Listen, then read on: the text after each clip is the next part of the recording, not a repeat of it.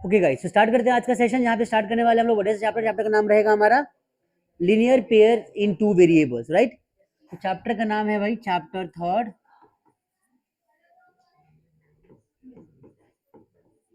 Linear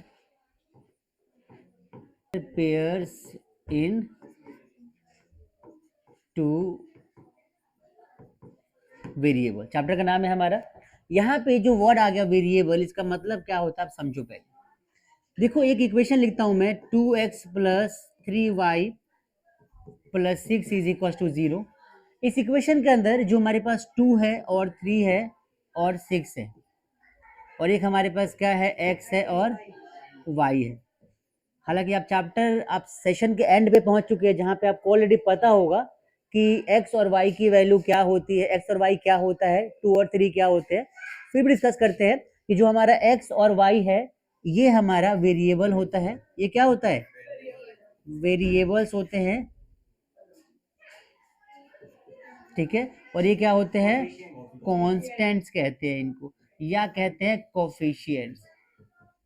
क्या बोलते हैं, कोफिशिएंट, या न्यूमेरिकल नंबर भी कह सकते हो, प्रॉब्लम नहीं है।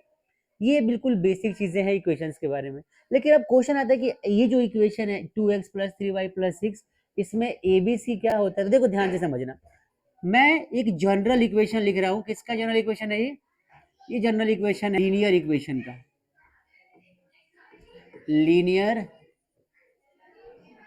इक्वेशंस इन टू वेरिएबल का। किसका है भाई, टू वेरिएबल का। अगर दो वेरिएबल की बात करेंगे, A X plus B Y plus C is equal to 0। ये एक जनरल इक्वेशन है हमारा। इस इक्वेशन के अंदर जो ए है और बी है, वो ध्यान से देखो आप, एक्स के साथ वाला क्या होता है, एक्स के साथ वाला ए होता है, वाई के साथ वाला क्या होता है, बी होता है, और जो खाली नंबर होता है वो क्या होता है, सी होता है। अब बस पूरे इक्वेशन का बेसिक कॉन्सेप्ट समझ लो। जब भी आपको लीनियर पेयर का इक्वेशन मिलेगा, हमेशा वहां पे A x B Y plus सी का फॉर्मेट रहेगा। एक्स के साथ वाला हमेशा ए होगा, वाई के साथ वाला हमेशा बी होगा, और खाली नंबर जो होगा वो सी होगा। आई बात समझ में। इस टॉपिक में बहुत सारे क्वेश्चन आपको मिलेंगे। तो सबसे पहले ये हो गया। अगर मैं पेयर की बात करूं तो पेयर का मतलब होता है कि दो इक्वेशन, मैं दो बना देता हूं। मैंने लिखा यहाँ पे A X plus B Y plus C is equal to 0, और यहाँ पे एक और लिखा A X plus B Y plus C is equal to 0। अब दोनों इक्वेशन में कोई फर्क तो है नहीं, सेम लग रहा है। तो हम यहाँ पे क्या करेंगे, चेंज करने के लिए ए वन कर देंगे, बी वन कर देंगे, सी वन कर देंगे। इसको क्या बोल देंगे, इसको बोल देंगे ए टू, इसको बी टू, इसको सी टू। ये भाई इक्वेशन हमारा वन बन गया, ये क्या इक्वेशन सेकंड बन गया।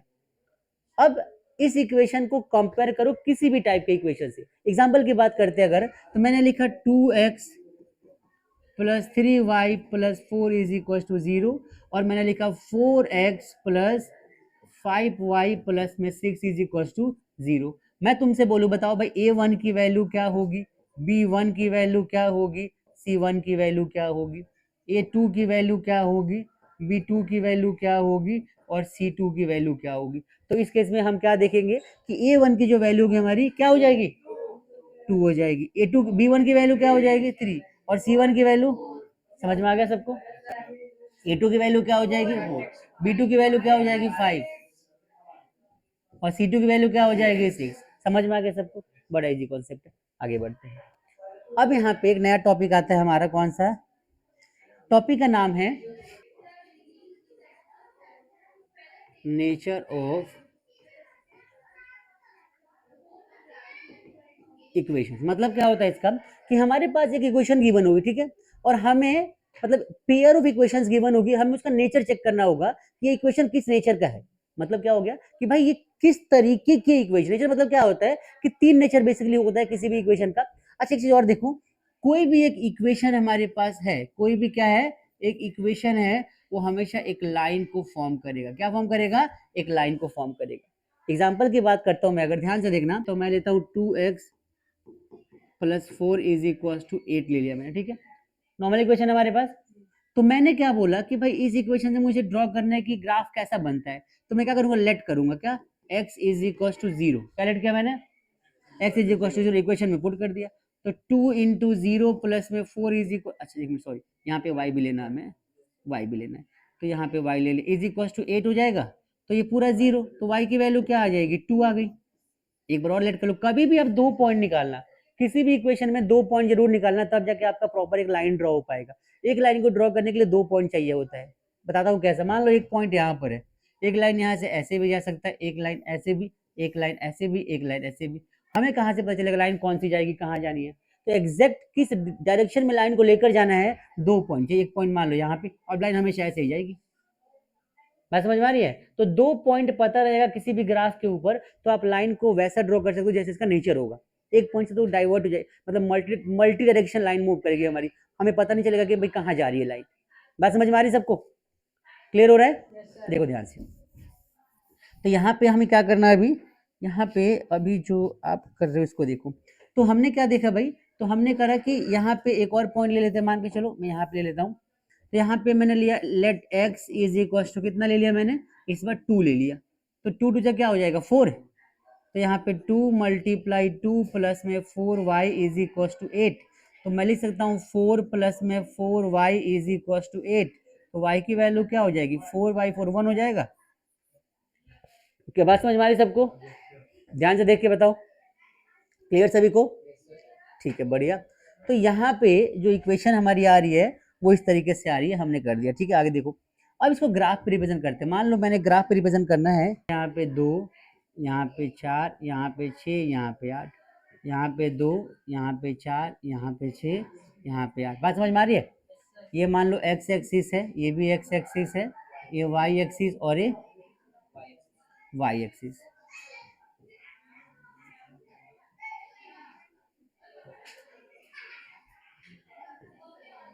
ठीक है, देखो ध्यान से। अब यहाँ पर क्या करेंगे हम, हमें क्या करना है कि इन पॉइंट्स को बनाना है। सबसे पहले क्या करेंगे, हम टेबल फॉर्म करेंगे। टेबल फॉर्म कर दिया मैंने यहाँ पे। मैं एक इक्वेशन बना रहा हूँ, बाकी आप खुद बना लेना। ठीक है भाई? ये x है, ये y है। x की वैल्यू क्या है हमारी, पहले हमने क्या लिया था 0। y की वैल्यू क्या आई थी 2। x की वैल्यू फिर क्या ली हमने, तो y की वैल्यू क्या आ गई 1। ये देखो, तो x की वैल्यू 0, y की वैल्यू 2, ये पूरा आपको लेना पड़ेगा। ठीक है? तो x की वैल्यू 0 कहाँ पर है, यहाँ पर है। y की वैल्यू 2 कहाँ पर है, यहाँ पर। तो ये पॉइंट बन जाएगा हमारा। तो ये पॉइंट हो 0,2 लिख सकते हैं इसको। बात समझ में आई सबको? ठीक है, दूसरा पॉइंट क्या बोला, 2,1। तो x की वैल्यू 2, y की वैल्यू क्या होगी 1। तो मान लो ये पॉइंट को यहाँ पे पड़ेगा, यहाँ पे। तो 2,1 मैंने ऐसे बना दिया। अब एक लाइन ड्रॉ करना है मुझे, तो लाइन ड्रॉ कैसे करेंगे हम,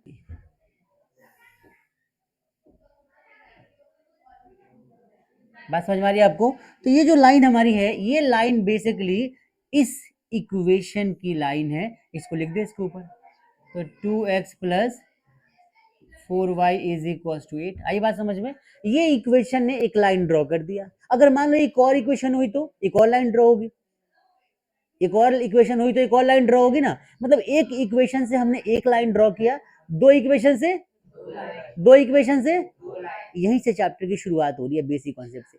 एक इक्वेशन से एक लाइन, दो इक्वेशन से दो लाइन। अब दो लाइन जो हमारी ड्रॉ होगी, वो लाइन का नेचर कैसा होगा हमें वही चेक करना है। या तो काटती हुई जाएंगी, या पैरेलल जाएगी, या कोइंसिडेंट करेगी। इन्हीं से क्वेश्चन की शुरुआत होती है चैप्टर के अंदर। अब ध्यान से देखो, तो अब देखो ये जो 2 पॉइंट है, ये जो 2 पॉइंट हमने यहाँ पे डिस्कस किया, ये 2 पॉइंट हमारे लिए इंपॉर्टेंट था। हमने यहाँ पे इसको क्या कर दिया, बना दिया। अब देखो, अगर मैं दो लाइन की बात करूं, मान लो कि मैं बात करता हूँ पेयर ऑफ लीनियर इक्वेशंस। किसकी बात कर रहा हूं, पेयर ऑफ लीनियर इक्वेशंस। तो यहाँ पे हमें क्या करना है, यहाँ पर हमें दो काम करना है कि अब बार बार इक्वेशन बनाएंगे, चेक करेंगे, इतना टाइम किसके पास होता है। तो हम इक्वेशन बिना बनाए क्या करेंगे, चेक कर लेंगे कि हमारी लाइन कैसी होंगी। उसके लिए कुछ फॉर्मूले बनाए गए हैं। वो फॉर्मूला क्या है समझ लेते एक बार ध्यान से देखो। तो सबसे पहले मान लो दो इक्वेशन है। इक्वेशन पहली जो हमारी है उसको हम लिखते हैं, मान लो कि a1x plus b1y plus c1 is equal to 0। और दूसरा क्या हो जाएगा, a2x plus b2y plus c2 is equal to 0। अब देखो फॉर्मूला क्या कहता है, फॉर्मूला कहता है कि अगर a1 अपॉन में a2 बराबर नहीं है किसके, b1 अपॉन b2 के, तो उसको हम, उससे बनने वाली लाइन को हम क्या बोलते हैं, उससे बनने वाली लाइन को हम क्या बोलते हैं? इंटर। तो ये जो लाइन बनाएगा वो होगा इंटरसेक्टिंग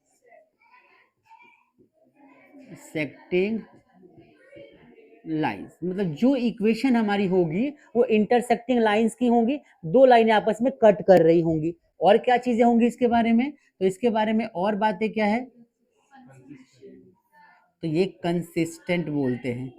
कंसिस्टेंट का मतलब क्या होता है? कंसिस्टेंट का मतलब होता है it has solution, it has कुछ ना कुछ सॉल्यूशन इसका क्या होगा? होगा। इसके बाद तीसरी कंडीशन क्या हो जाएगी?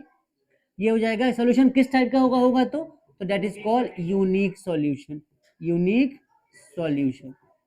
ये तीन चीज अगर आप समझ लेते हैं ना तो बहुत सारे क्वेश्चंस को आसानी से आप क्या करेंगे? सॉल्व कर पाएंगे। बात समझ में आ रही सबको? समझ में आ रहा है?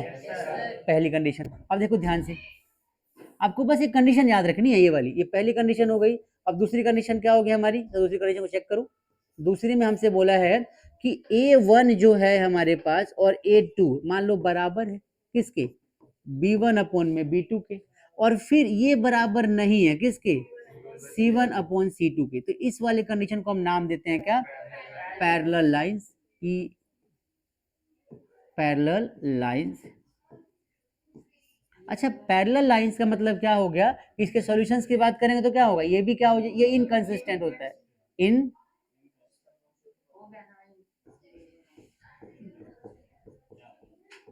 इनकंसिस्टेंट मतलब क्या हो गया? कि इसके अंदर नो सॉल्यूशन। अब नो सॉल्यूशन हो गया मतलब इट हैज नो सॉल्यूशन, तो यहां पर भी क्या आ जाएगा? No solution.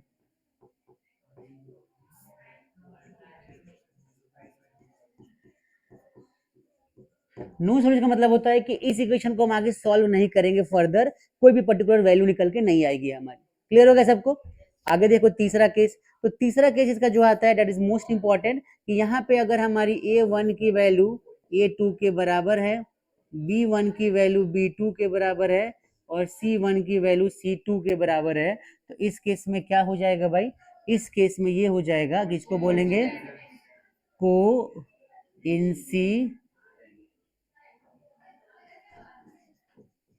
Coincident lines. इसका मतलब क्या होता है कि डिपेंडेंट बोलते हैं इसको। इसको क्या कंडीशन बोलते हैं? डिपेंडेंट बोलते हैं। तो इसमें क्या होता है? ये भी एक कंसिस्टेंट की कंडीशन है। कंसिस्टेंट की क्या है? कंडीशन है। मतलब कि इसके पास सॉल्यूशन होगा। क्या होगा इसके पास? सॉल्यूशन होगा। It has solution, it has many solution, actually many solution. तो इसको हम नाम देते हैं किस टाइप का सॉल्यूशन? तो इनफाइनाइट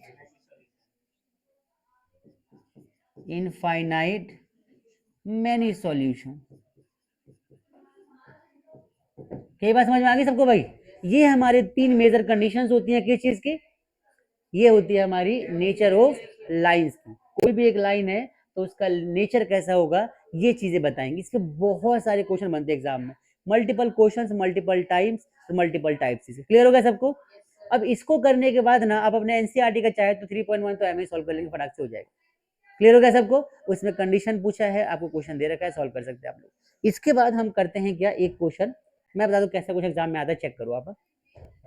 तो भाई आते हैं क्वेश्चन नंबर 1 पे। क्या क्वेश्चन है हमारा पहला? तो हमसे क्वेश्चन बोला है फाइंड, जो कि बार बार आने वाला क्वेश्चन है, the value of k, find the value of k for which pair of equations, pairs of equations has no solution. अब आपको बोला है कि भाई पेयर ऑफ इक्वेशंस है, सॉल्यूशन नहीं है, बताओ के की वैल्यू क्या होगी। तो हमें सबसे पहले क्या करना है, इक्वेशन में तो लिखना पड़ेगा। इक्वेशन देखो क्या दे रखा है, तो पहला इक्वेशन दे रखा है कि आपको 2x plus 3y minus 9 is equal to 0। और दूसरा क्या दे रखा है? दूसरा दे रखा है 3x, नहीं, दूसरा दे रखा है 2x plus 3k minus 1 x plus में 6 इज इक्वल टू 0। आई बात समझ में? ये हमसे इक्वेशन दे रखे हैं और बोला है बताओ कि k की वैल्यू क्या होगी। अब जैसे कि आपको पता है, कॉन्सेप्ट समझो, पहले नोट बाद में करना, सॉल्यूशन बाद में निकालना। आई नो कि आप कर सकते हैं, समझ लो। बोलो बेटा, ये y आना चाहिए, y ही होगा। थोड़ा सा इसको ठीक करते हैं।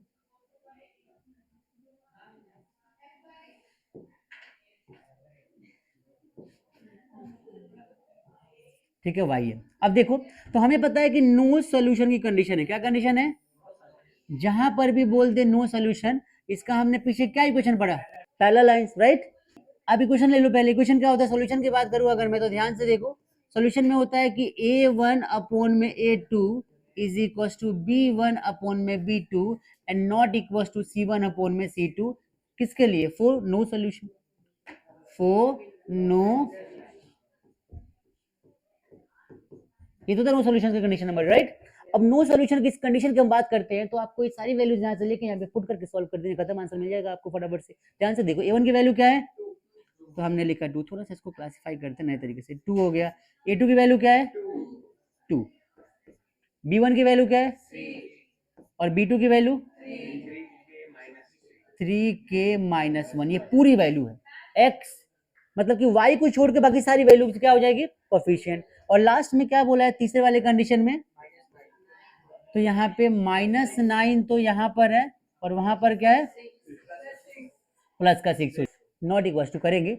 हमें ना क्या करना है, हमें इन दो लास्ट वाले को लेना ही नहीं है। अपने को यहाँ से चूज करना ही कौन सी वैल्यू? तो अपने को चूज करनी है, ये वाली वैल्यू चूज करनी है। इसको बाहर निकालो, सॉल्व कर दो। के की वैल्यू पूछिए ना आपसे, आप क्या करोगे? तो देखो 2, यहाँ देखो मैं करता हूँ। तो यहाँ पे 2/2 इज इक्वल टू 3 अपॉन में 3 और k-1, राइट। देखो इससे तो ये कट जाएगा, इससे कट जाएगा। यहाँ पे क्या बचा हुआ? अब देखो पूरा पूरा कट गया, बहुत सारे बच्चे यहाँ पे जीरो लिख देते हैं कि भाई कटा आंसर 0। बेटा ऐसा नहीं होता, कटने पे एक आता है, कटने पे कुछ तो बचेगा, खत्म थोड़ा ना हो जाएगा वो। किसी का भी कटा है तो क्या मतलब वो खत्म हो जाएगा? नहीं बेटा, वो बचता है, और डिपेंड उस पर करना है अपने आप को, बढ़ाना है घटाना है ना भाई। तो यहाँ पे 1 इज इक्वल टू 1/k-1। बात समझ में आ गई?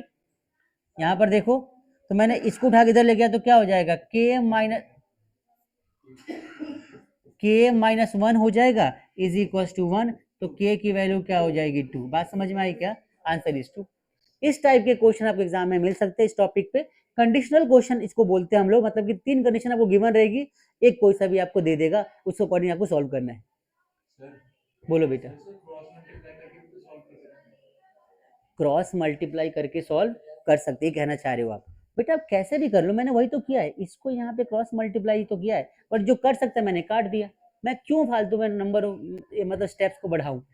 मेरे को आता है काटना, मैं काट दूंगा, मैं तो काटने में एक्सपर्ट हूँ, पता है ना, पूछ लेना कईयों से। जिन्होंने मैथ सीखी है मेरे से, वो पता है कैसे काटते हैं, सबको आता होगा फिर तो। चलो ध्यान से देखो, आपने तो सीखा ना, नहीं सीखा तो सिखा देंगे, ठीक है। ध्यान से देखो, हमने एक क्वेश्चन किया, कंडीशनल क्वेश्चन था हमारा। अब आते हैं हम इसके नेक्स्ट वाले एक्सरसाइज पे, जहां पे हमें क्या करना है, देखो इसमें बहुत सारे केस बनते हैं। केस मतलब कि किस किस टाइप के क्वेश्चन आते हैं। एक तो आता है भाई नॉर्मल रिवर्सिंग द डिजिट वाला क्वेश्चन, एक आता है भाई इक्वेशन वाला क्वेश्चन, एक आता है एज वाला क्वेश्चन, पढ़ा आप लोगों ने बहुत सारे ऐसे क्वेश्चन, एक आता है ग्राफ वाला। तो ग्राफिकल क्वेश्चन देख लो एक बार, फिर उसको आगे समझते हैं, ठीक है। देखो, तो टॉपिक रहेगा ग्राफिकल कॉन्सेप्ट।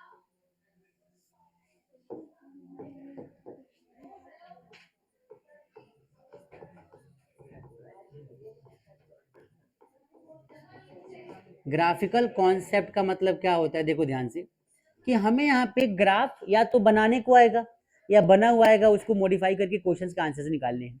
अब बनाने को आएगा तो कैसे बनाएंगे? तो पहले ग्राफ बनाना सीख लो आप लोग। देखो ध्यान से, मान लो इक्वेशन दे रखा है कि 2x plus 3y is equal to 9। 9 की जगह चाहो तो आप यहाँ पे 9 ही ले लो, बेटर रहेगा, 9 ले लो, ठीक है, इक्वेशन 1। और दूसरा बोला है क्या कि x plus y is equal to 1, ठीक है। अब आपसे बोला है क्या कि represent this represent this equations, this pair of equation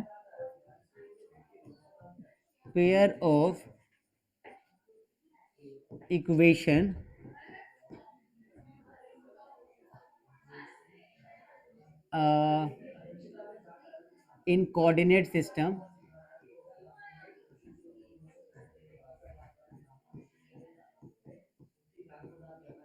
and also mention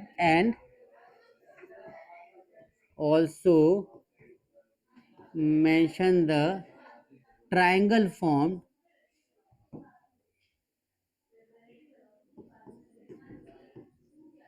triangle formed by two equations and by these two equations by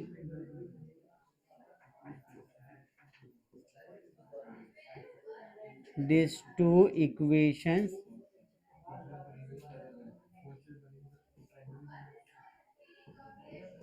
and x axis with their vertex. ऐसा कुछ क्वेश्चन बनता है with their vertex.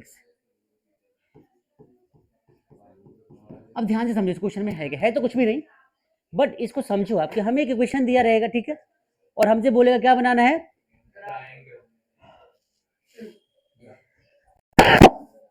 हमें इसका equation form करना है, और equation form करने के बाद उस इक्वेशन की जो दो लाइनें आएंगी वो लाइन और एक्स एक्सिस से बनने वाले ट्रायंगल के वर्टेक्स को बताना है। ये क्वेश्चन 3 नंबर के एग्जाम में मिलेगा आपको, ये ज्यादा का मिल सकता है।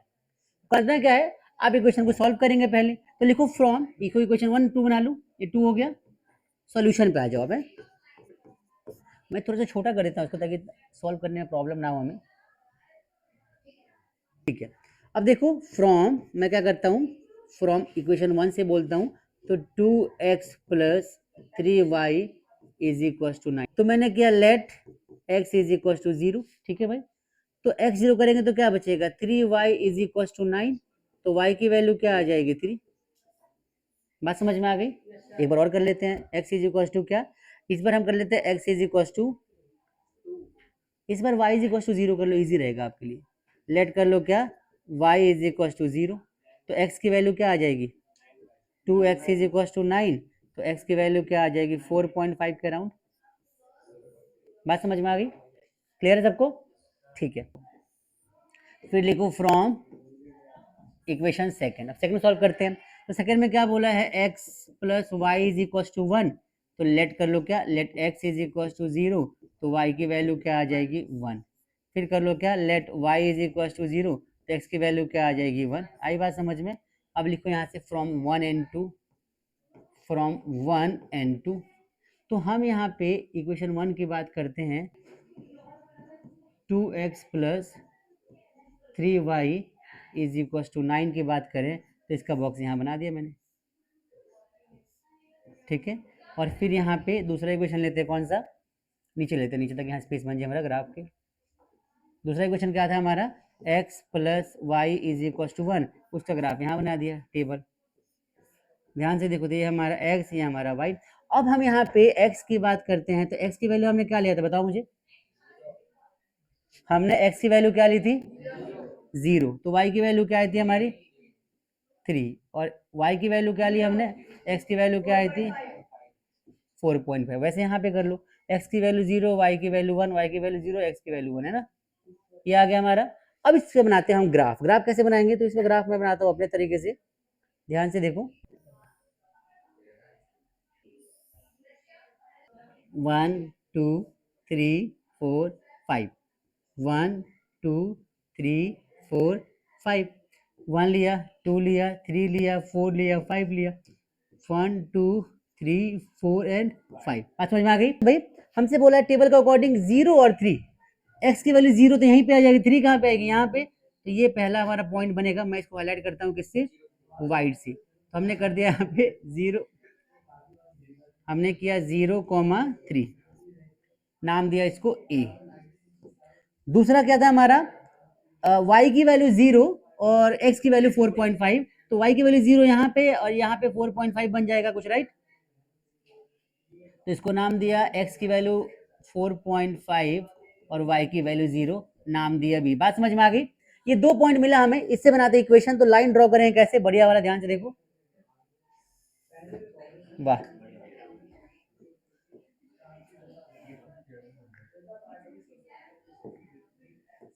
आपको सीधा चाहिए बेटा?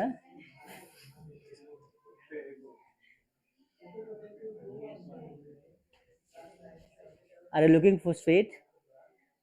ठीक है, चलो। तो पहला इक्वेशन क्लियर हो गया सबको। अब दूसरे क्वेश्चन की बात करते हैं। दूसरे क्वेश्चन में x की वैल्यू 0 और y की वैल्यू 1। तो x की वैल्यू 0 यहाँ पे, y की वैल्यू यहाँ पे। बच्चों ध्यान से देखो, तो ये हो जाएगा 0,1 और दूसरा क्या हो जाएगा 1,0। तो ये यहाँ पे आ जाएगा, ठीक है। अच्छा, कंडीशन बात ले लिया मैंने। सुन तो सही, सुन तो सही, पूरी बात सुनो ना। इक्वेशन तो खुद बनाई ना हमने, तो हो सकता है, कोई दिक्कत नहीं। अब देखो ध्यान से,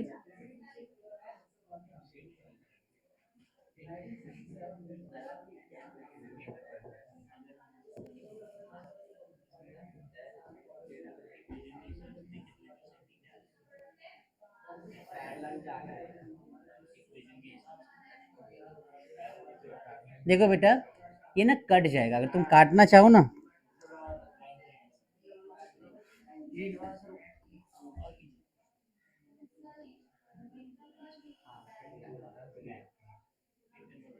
मुबारक हो, हमने काट दिया। कितनी खुशी हो रही है सबको काट के, नहीं? आ जाओ। तो हमने यहाँ पे काटा, और यहाँ पे बन गया ट्रायंगल। अब ध्यान से देखो, हमसे क्या बोला है पॉइंट में। देखो ये तो हमारा ग्राफ बन गया, ग्राफ के बाद दो लाइनें दिख गई हमारी।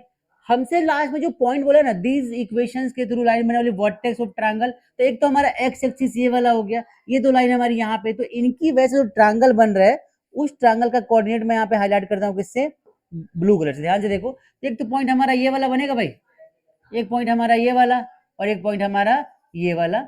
नाम दिया इसका P, इसका नाम दिया, इसका नाम देते हैं P, इसका नाम दिया Q, इसका नाम दिया R। तो लिखो रिक्वायर्ड ट्रायंगल इज, क्या लिखोगे, required triangle is PQR। Required triangle is PQR। और वर्टेक्स क्या हो जाएगा इसका, तो वर्टेक्स बेटा आपको आइडेंटिफाई करना। देखो यहाँ पे तो 10 हो जाएगा, यहाँ पे क्या हो जाएगा 4.5, 4.5, 0। यहाँ का हमें निकालना पड़ेगा, यहाँ पे ले जाके पॉइंट। बात समझ में आ गई? तो आप यहाँ से मेंशन कर सकते हो इस तरीके से कि क्या पॉइंट्स होंगे। इस टाइप का क्वेश्चन सब्जेक्टिव में आता है मोस्टली 3 नंबर का। आई बात समझ में? आगे बढ़ते हैं, ठीक है। समझ में आया सबको? ठीक है। ये भी एक तरीके का क्वेश्चन ही था, तो इसको हम पार्ट 2 लिख दे क्या, क्वेश्चन नंबर 2। क्वेश्चन नंबर मैंने यहाँ पे लिख दिया 2, ठीक है भाई। अब इस चैप्टर के अंदर हम आते हैं उन कॉन्सेप्ट्स पे जहां पे हमें मेथड्स को पढ़ना है। क्या पढ़ना है? मेथड्स को। आइए एक बार समझ लेते ध्यान से। मेथड को समझ लिया तो फिर तो बहुत ही हद तक आप चीजों को सीख जाएंगे, और वो अच्छा भी होगा आपके लिए। मेथड का नाम रहेगा पहला सब्स्टिट्यूशन मेथड है।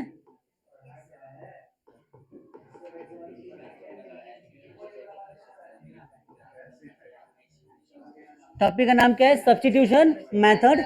इस मेथड के अकॉर्डिंग अगर तुम जाते हो तो यहाँ पे तुम्हें क्या करना है, हमें मान के चलो इक्वेशन दे रखा है 2x plus 3y is equal to 6, equation 1। और दूसरा क्या बोला है, 3y plus 4x is equal to 5, equation second. और हमसे बोला है कि सब्स्टिट्यूशन मेथड से क्या करो, x और y की वैल्यू को फाइंड करो। सबसे पहले क्या करेंगे, इक्वेशन 1 की शुरुआत करेंगे। लिखो फ्रॉम इक्वेशन 1। अब 1 की वैल्यू जो हमारी है वो क्या है, ध्यान से देखो। तो हमने लिखा 2x plus 3y is equal to 6। आई बात समझ में? अब यहाँ पे तुम सॉल्व करने जाओ अगर इसके वैल्यू को, तो देखो आप क्या करो, मेरी बात सुनो। 2x और 3y है ना, तो x और y किसी एक को आप एक जगह पे फिक्स कर दो पहले, और बाकी को साइड शिफ्ट कर दो। मैंने x को शिफ्ट कर दिया, मैं x से फाइंड करता हूँ हमेशा, वही मेरा मुश्किल रहा है हमेशा। ध्यान से देखो, 2x इज इक्वल टू क्या हो जाएगा, 6 माइनस 3y। आई बात समझ में? एक मिनट। तो 2x is equal to 6 minus 3y, तो x इज इक्वल टू क्या हो जाएगा, 6 माइनस 3y अपॉन में 2। मिल गया आपको आपका x? मिला कि नहीं? मुझे मिल गया, ठीक है। अब हमें बात करेंगे दूसरे इक्वेशन से एक्स फाइंड करने की, क्योंकि इक्वेशन तो भाई कई होंगी और हमें एक एक्स मिलेगा। एक्स कितने भी हो सकते हैं, याद रखना हमेशा। आई बात समझ में? इसको सॉल्व कर लेते हैं एक बार, ध्यान से देखो। यहाँ पे फ्रॉम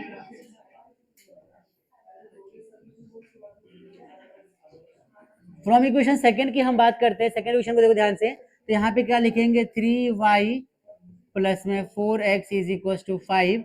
अब यहाँ पे कुछ नहीं करना, इस x की वैल्यू को पुट करना है आप। अच्छा, ऐसा करने से क्या होगा, कुछ भी नहीं होगा, एक्स एक्स के टर्म में पूरी इक्वेशन आ जाएगी या वाई वाई के टर्म में।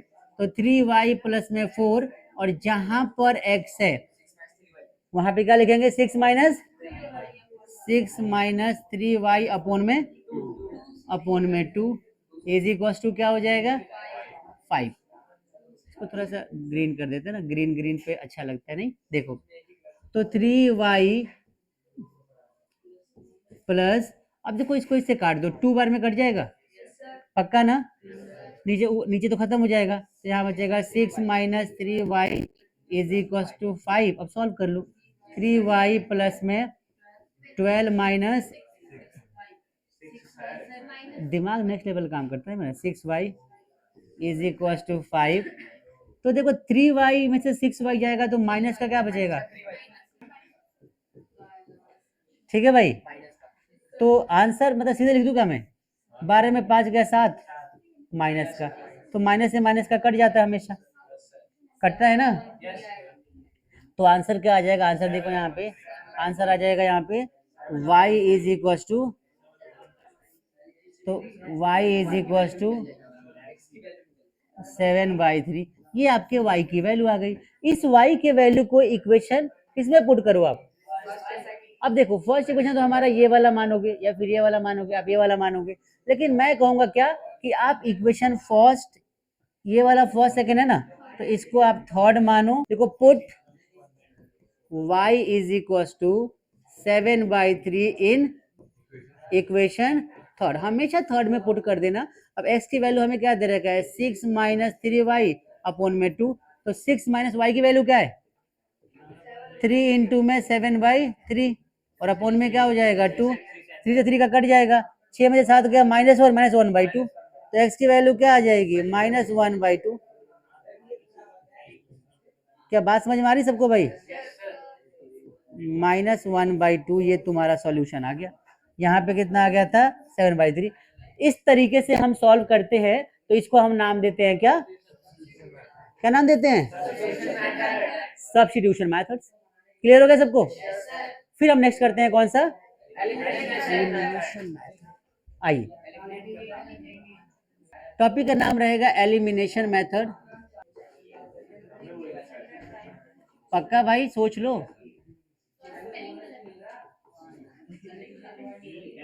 ओके गाइस, तो एलिमिनेशन मेथड में क्या होता है कि यहाँ पे एक टर्म को एलिमिनेट करेंगे और दूसरे की वैल्यू फाइंड करेंगे। कैसे करेंगे, तो देखो ध्यान से, इक्वेशन लेते हैं 2x plus 3y is equal to 4, और दूसरा क्या हो जाएगा 3x plus 4y is equal to 6। ये इक्वेशन 1 है, इक्वेशन क्या हो जाएगा, सेकेंड 2। और हमसे बोला है क्या कि we have to find the value of x and y, so guys we have to just go through the equations. लिखो फ्रॉम 1 एंड 2, हम क्या करेंगे 2x plus 3y is equal to 4, और मल्टीप्लाई क्या कर देंगे इसके कोफिशिएंट। देखो इसमें समझो करना क्या होता है, जैसे इस वाले पूरे इक्वेशन में हम इसके x के कोफिशिएंट से मल्टीप्लाई कर देते हैं, इस वाले इक्वेशन में x के कोफिशिएंट से, दोनों में सेम कोफिशिएंट को लेना पड़ता है, तब जाके वो एलिमिनेट हो पाता है x का टर्म। जिसका कोफिशिएंट लोगे वो टर्म एलिमिनेट होगा, अगर अदरवाइज नहीं होगा। तो आप x का कोफिशिएंट ले लो, y को काटना है तो y का कोफिशिएंट ले लो, जिसका जिसका काटना है उसका कोफिशिएंट ले लो। बात समझ में आ गई, जिसको काटना है, ऐसा को थोड़ा सा मतलब वियर्ड हो जाएगा नहीं, जिसको काटना है उसका कोफिशिएंट ले लो आप। क्या होता है 2x plus 3y is equal to 4, right. Multiply किससे करेंगे हम इसको, 3 से। बात समझ में आ रही है, तो हम क्या लिखेंगे 4x, सॉरी वही मैं कह रहा था, नेक्स्ट लेवल है, 6x प्लस में 9y इज इक्वल टू 12। बात समझ में आ गई।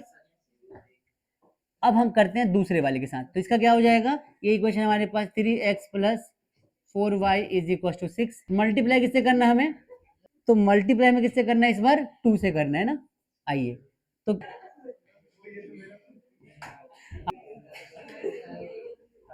बात समझ में आई सबको, मल्टीप्लाई कर दिया, बस मैंने कुछ नहीं किया, इसका कोफिशिएंट लिया x का 2 और x के साथ वाला नंबर, इसको मल्टीप्लाई कर दिया, इक्वेशन बना दिया मैंने। कौन सा, देखो 1 2 था, ये बन गया कितना, थर्ड, ये कौन सा बन गया, फोर्थ। अब करेंगे इससे, तो क्या लिखो फ्रॉम, कलरफुल कर देते हैं, फ्रॉम थर्ड एंड फोर्थ। किससे बाई करेंगे? Third and fourth. ध्यान से देखो,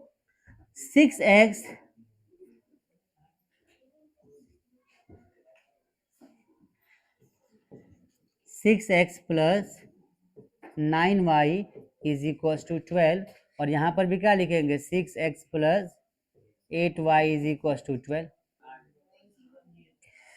देखो मैं इसको चेंज कर रहा हूँ, ठीक है, इसको मैं कर देता हूँ क्या, इसको मैं कर देता हूँ 5, थोड़ा सा चेंज कर देते क्वेश्चन में, इसको मैंने 5 कर दिया, ठीक है। तो 5 से क्या हो जाएगा? 15। तो ये भी चेंज हो जाएगा, हमारा 15 आ जाएगा। तो यहाँ पर क्या आ जाएगा? 15। अब आंसर चेंज हो गया आएगा, ठीक है, ध्यान से देखो। तो यहाँ पे अब सॉल्व, देखो साइन चेंज करना होता है, पता है ना सबको। ये चीज आप हमेशा याद रखना कि जब भी दो इक्वेशन को एलिमिनेट करना होता है, अच्छा एलिमिनेशन का मतलब होता है कि गायब कर देना, एक किसी पर्टिकुलर टर्म को गायब कर दो। गायब कैसे होगा? वही इसका कटेगा। कैसे कटेगा? मतलब कि एक्स लेंगे कोफिशिएंट, उसे सॉल्व करेंगे, तब जाके उसका कट जाएगा। मतलब कि अब देखो यहाँ पे ये पूरा कैंसिल। जब भी कभी हम सॉल्व करते हैं तो ये वाला साइन चेक करते हैं और इसका साइन चेक करते हैं, प्लस माइनस क्या होगा?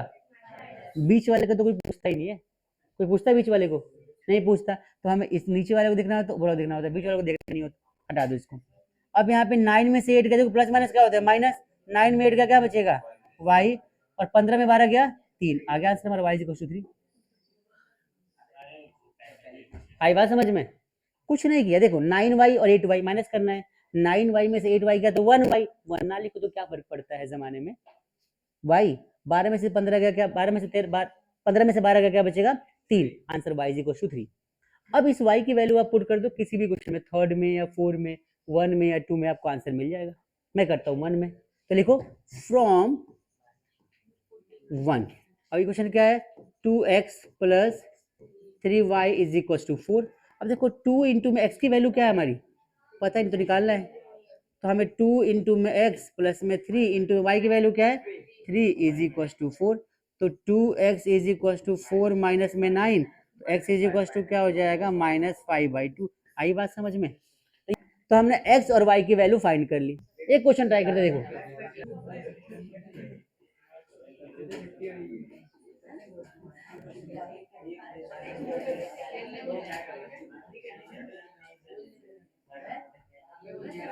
Find the value of x and y। x और y की वैल्यू को आपको फाइंड करना है, और यहाँ पे कुछ नया समझना है, आइए समझते हैं। तो गाइस देखो ध्यान से, 0.2x plus 0.3y is equal to 1.3।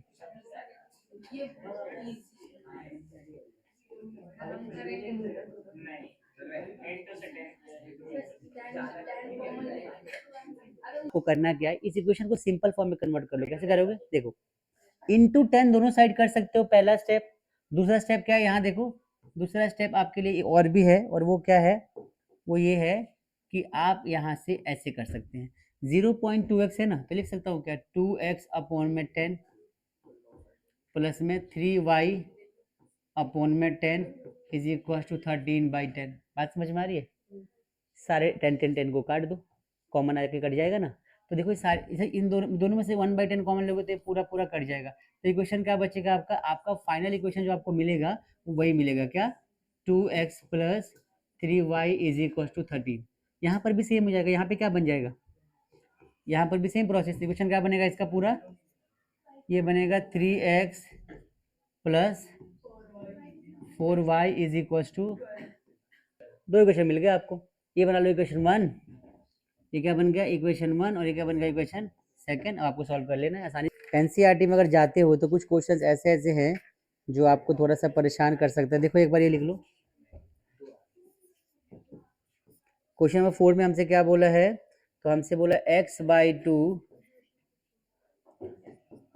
Plus 2y upon में 3 इज इक्वल टू, आपसे बोला है -1, और दूसरा इक्वेशन बोला है एंड हमसे बोला है x minus y/3 is equal to 3। Solve करो आप इसे एक बार है? इसको भी सॉल्व करिए आप।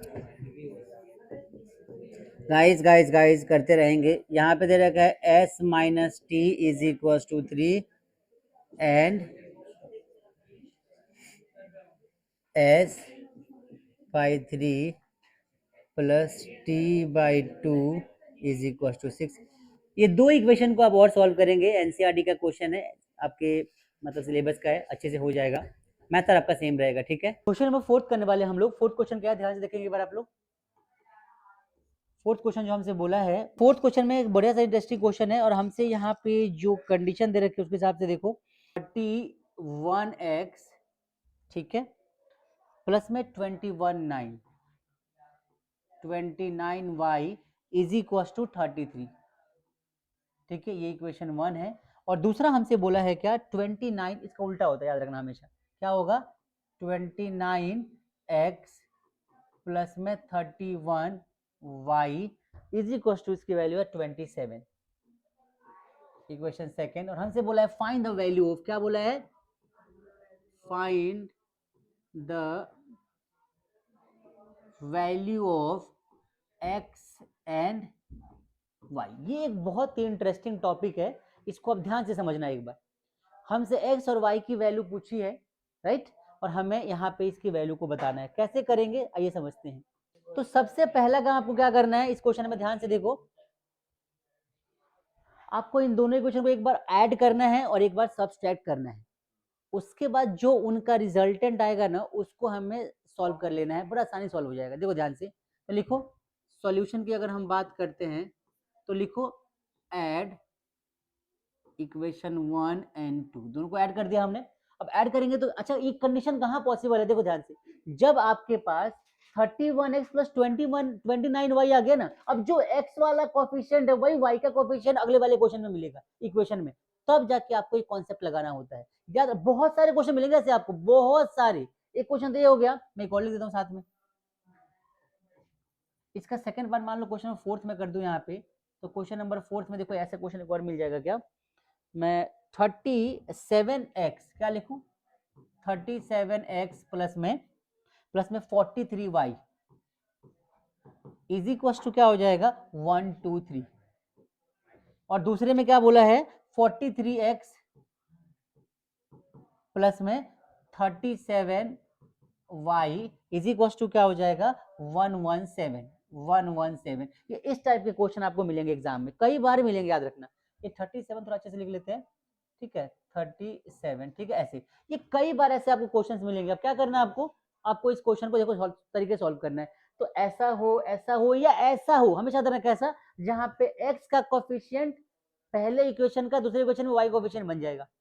क्या करना है यहाँ पे, तो ऐड करेंगे तो देखो 31x प्लस में 29y इज इक्व टू 33 हो गया। उसके बाद क्या लिखेंगे, 29x प्लस में 31y इज इक्व टू 27। बात समझ में आ गई, जोड़ दू, प्लस कर रहे हैं ना हम लोग, तो इसका सॉल्यूशन क्या आ जाएगा,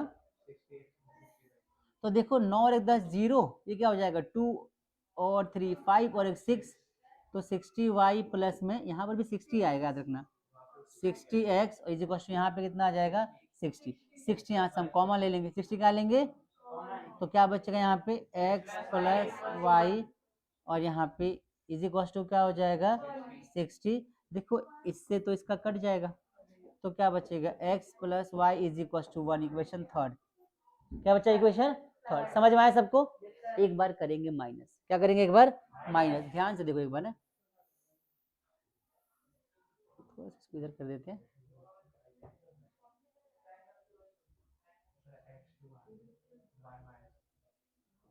यहाँ पे क्या आ जाएगा हमारा, ये समझ में आया सबको इतना। आगे देखो आप लोग, यहाँ पे हम क्या करेंगे, लिखो सब्सट्रैक्ट 1 एंड 2, दोनों को सब्सट्रैक्ट कर दिया। अब यहाँ पे जब सब्सट्रैक्ट करेंगे तो यहाँ पर पहले लिखो 31x प्लस में 29y इज इक्व टू 33, और दूसरे में क्या लिखेंगे, 29x प्लस में 31y इज इक्व टू 27। अब यहाँ पे हम सॉल्व करेंगे तो क्या होगा, देखो माइनस करना है इस बार, 3 में से 7 गया, क्या बचेगा, 6 बचेगा, यहाँ पे 6, यहाँ पे बचेगा 6, ठीक है। देखो यहाँ पे कितना आ जाएगा, माइनस का क्या बचेगा, -2y, और यहाँ पर क्या बचेगा, प्लस का 2x। अब दोनों में से 2 कॉमन लो सब में से, तो क्या बचेगा, तो यहाँ पे कॉमन लेंगे तो बचेगा, देखो यहाँ से x minus y is equal to क्या बचेगा 6, 2 1 जा 2, 2 3 जा, तो x minus y is equal to 3 आ जाएगा। ये बचेगा इक्वेशन कौन सा, x minus y is equal to 3, equation 4। बात समझ में आई। अब इन दोनों को सॉल्व कर लो, बड़ा आसानी सॉल्व करें। कैसे, देखो यहाँ पे x की वैल्यू क्या हो जाएगी, लिख सकते हैं 1 माइनस वाई। इसको मैंने पुट कर दिया यहाँ पे, ध्यान से देखो। तो जहां पर x है क्या लिख सकता हूँ, 1 minus y is equal to 3 हो जाएगा। माइनस माइनस क्या हो जाएगा प्लस, तो 1 minus 2y is equal to 3 हो गया। तो देखो मैं क्या करता हूँ, 1 को तो यहीं रखा, 3 को इधर लेके आ गया और 2y को वहां लेके चला गया। तो 1 में से -3 गया, -2 बचेगा। क्या बचेगा, अरे 3 1 तो -2 is equal to -2y plus 2y है ना। ऐसे लिख लो आप क्या, कि -2 इज इक्वल टू 2y, 2 से 2 गया, y इज इक्वल टू क्या आ जाएगा -1। ये तुम्हारा सॉल्यूशन। आई बात समझ में। इसकी वैल्यू को यहाँ पुट कर दो, तो लिखो x इज इक्वल टू क्या हो जाएगा 1 और -1, तो x इज इक्वल टू क्या हो जाएगा प्लस का 2। आई बात समझ में, ये हमारी वैल्यू आ गई। क्लियर हो गया सबको, x प्लस वाई और y प्लस एक्स। क्लियर सबको। मतलब कि हमेशा याद रखना है इस टाइप के क्वेश्चंस में हमें क्या करना होता है, एक बार सब्सट्रैक्ट एक बार प्लस, मतलब ऐड और सब्सट्रैक्ट प्लस और माइनस करना है। आपको इस टाइप का एक क्वेश्चन मिला तो आप सॉल्व करके आओ। क्लियर सभी को। नेक्स्ट पार्ट देखो इसका, क्लियर होगा सबको ना। चलिए भाई अभी हम करते हैं कौन सा, क्वेश्चन नंबर 5। अब 5th क्वेश्चन में हमसे क्या बोला है, थोड़ा सा मैं डिफरेंट टाइप ले रहा हूँ क्वेश्चन करने का, आप समझना ठीक है। बच्चे को समझ में आ रहा है सर क्वेश्चन कहाँ पर था, हमारे आरोग्य की बुक का क्वेश्चन है भाई, अब इसमें से कर सकते हो, मैं फोटो भेज दूंगा, चाहिए होगा आपको तो ठीक है। तो ये क्वेश्चन हमारे बुक का, ये जो मैंने खुद बनाई है, देखो ध्यान से एक बार। अब क्या करना है आपको यहाँ पे, अब आपको इसको सॉल्व करना है। कैसे करेंगे तो स्टार्ट देखो कैसे करना, आप ध्यान से देखो यहाँ पे। सबसे पहले तो आप क्या करोगे, A X plus B Y is equal to A minus B, तरीके से इक्वेशन को लिख लो एक बार।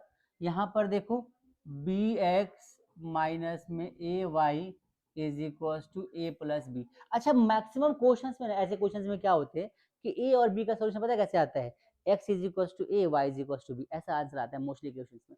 यहाँ पे क्या आएगा पता नहीं, चेक कर लेते हैं, बट ऐसे मोस्टली क्वेश्चंस में आंसर आते हैं। ध्यान से देखो। अब यहाँ पे मैं क्या करने वाला हूँ, हमेशा इसमें लगाएंगे एलिमिनेशन मेथड। कौन सा लगाएंगे, एलिमिनेशन मेथड। अब देखो इस इक्वेशन को मैंने मल्टीप्लाई कर दिया इस वाले के बी से, किससे किया, और इस वाले इक्वेशन को मल्टीप्लाई कर दिया इस वाले के ए से। आई बात समझ में, क्लियर हो गया। आइए फिर आगे बढ़ते हैं। आगे देखो तो यहाँ पर ए, अब देखो मल्टीप्लाई करें तो हो जाएगा यहाँ पे कि ए की power 2 minus a b, sorry फिर से a B minus b square. बात समझ में आई। आगे देखो यहाँ, ये जब यहाँ पे आएगा तो बी स्क्वायर वाई हो जाएगा, और प्लस में इसको यहाँ ले आएंगे तो ए बी एक्स हो जाएगा। बात समझ में आ गई। यहाँ पर देखो, यहाँ पर मल्टीप्लाई करो तो ए बी एक्स तो यहाँ पे हो ही जाएगा, ए बी एक्स माइनस में A square Y is equal to A square plus A B. बात समझ में आ गई सबको। कितने लोगों को समझ में नहीं आया मुझे बोलो, साफ साफ बोलो, मम्मी कसम सच सच सच बोलो। सबको समझ में आ गया, बड़ा आसान है फिर तो।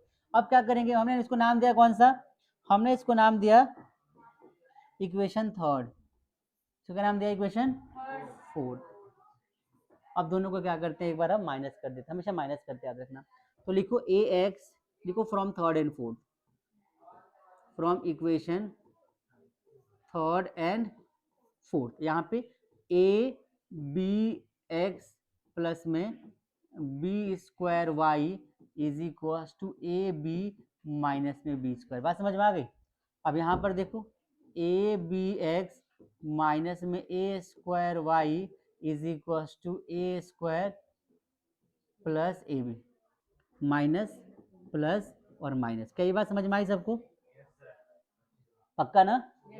बस फिर क्या बचा जमाने में, तुम गुजर गए आजमाने में, काट दिया इसका। ठीक है देखो ये प्लस प्लस होगा। पता है ना कि पहला ऊपर वाला और सबसे नीचे वाला देखते हैं, बीच वाला नहीं देखते। अच्छा है नहीं देखना। तो बी स्क्वायर ए स्क्वायर लिख देंगे क्या, यहाँ पे यहाँ लिखेंगे b square y plus a square Y is equal to, यहाँ पर देखो पहले लेंगे ऊपर वाला, तो क्या लिखा हमने, ए बी है ना, ऊपर वाले क्या हो जाएगा, ए बी माइनस में बी स्क्वायर, यहाँ माइनस लगाएंगे तो माइनस ए स्क्वायर और माइनस ए बी। बात समझ में आई सबको? देख बेटा, ये माइनस का साइन इन दोनों के पीछे लगा दिया ना, यहाँ पे पहले लगा के सॉल्व कर लिया, फिर ये भी क्या बहुत कुछ काट देंगे बेटा हम तो।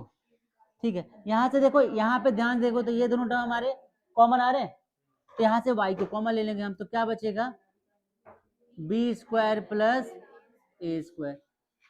यहाँ पे देखो ए बी से ए बी का कट गया, माइनस कॉमन ले लिया, तो क्या बचेगा, बी स्क्वायर और प्लस में ए स्क्वायर। बात समझ में आ गई? देखो ये पूरा पूरा कटा, तो क्या बचा, y इज इक्वल टू -1। आ गया आंसर नंबर। क्लियर हुआ सबको? एक मिनट और, एक दूसरा बाकी है मेरे दोस्त, इसकी वैल्यू को पुट करेंगे किसी और में, तब जाके x की वैल्यू आएगी ना। हालांकि x के बारे में सबको पता होता है, लेकिन सॉल्व फिर भी करना हमें यहाँ पे। तो लिखो फ्रॉम, गाइस फ्रॉम इक्वेशन 1 ले ले क्या, चलो 1 ले लेते हैं। हमने कौन सा, ax plus B Y is equal to A minus b, ठीक है। अब ध्यान से देखो, a की वैल्यू हमें क्या रखना है, यहाँ पे a ही रखना है, x की वैल्यू x रखनी है, जहां पे y है वहां पे क्या रखेंगे, रख दिया -1 is equal to A minus b. अब देखो a x minus b is equal to A minus b. बात समझ में आई? देखो इससे कट जाएगा, तो बचा यहाँ पे A x is equal to ए, देखो ए से ये कट जाएगा, तो x की वैल्यू क्या आ गई, 1। ज्यादातर क्वेश्चन में आंसर हमारे ऐसे ही आते हैं, x और y की वैल्यू में a और b और a। क्या बात समझ में आई? ठीक है ना, ये क्वेश्चन आप ट्राई करेंगे। अब देते हैं क्वेश्चन नंबर 6, ये भी एक बहुत इंटरेस्टिंग क्वेश्चन में, 99x plus 101y is equal to 499, और दूसरा 101y x plus 99y is equal to 501। Question number हम करेंगे 7 यहाँ पे।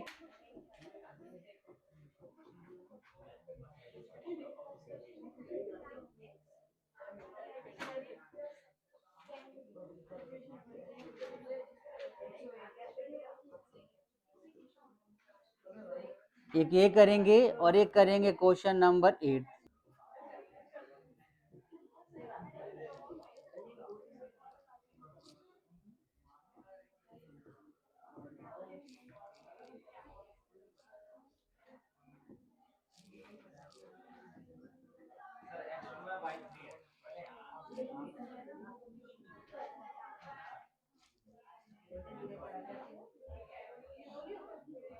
चलिए भाई, ये 3 क्वेश्चन आप ट्राई करेंगे। हमसे बोला है कि एक्स वाई, राइट, देखो एक्स वाई की जो वैल्यू है इसको यहाँ लेके चले जाओ, तो यहाँ पे 6 तो है ही हमारे पास, हम x प्लस वाई से मल्टीप्लाई कर देंगे और 5 को यहाँ लेके चले जाएंगे। बात समझ में आई क्या? ऐसे किया आपने, बस खत्म, फिर क्या बचा है, तो 5xy is equal to 6x plus 6y हो जाएगा। बात समझ में आई क्या? अब दूसरा इक्वेशन क्या था अपने पास, एक्स वाई, अरे रुक तो जा बेटा, कहाँ माइनस है, तो वो तो लिखने दो ना, अपने लिखा तो है नहीं मैंने। Minus x is equal to 6, तो x y is equal to 6y minus 6x। आई बात समझ में?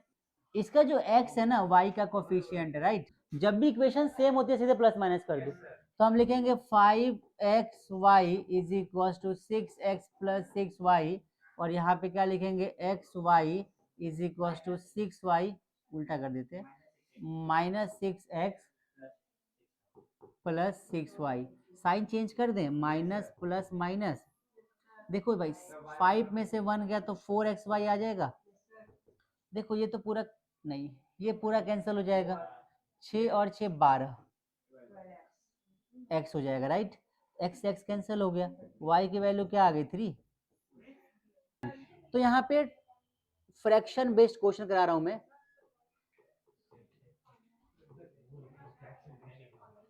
Fraction based question. ये क्या होता है, ध्यान से देखो, क्वेश्चन नंबर 9 है हमारा, ठीक है। 9th क्वेश्चन में हमसे क्या बोला है, if one is added to each of the two number then they are in the ratio. जहां भी रेशियो या फ्रैक्शन वर्ड यूज कर लेना तो सबसे पहले क्या करना, लेट करना। आपको क्या लेट करना है, the fraction be x by y. बात समझ में आ गई। हमारे पास जो फ्रैक्शन है वो क्या है, एक्स बाई वाई है।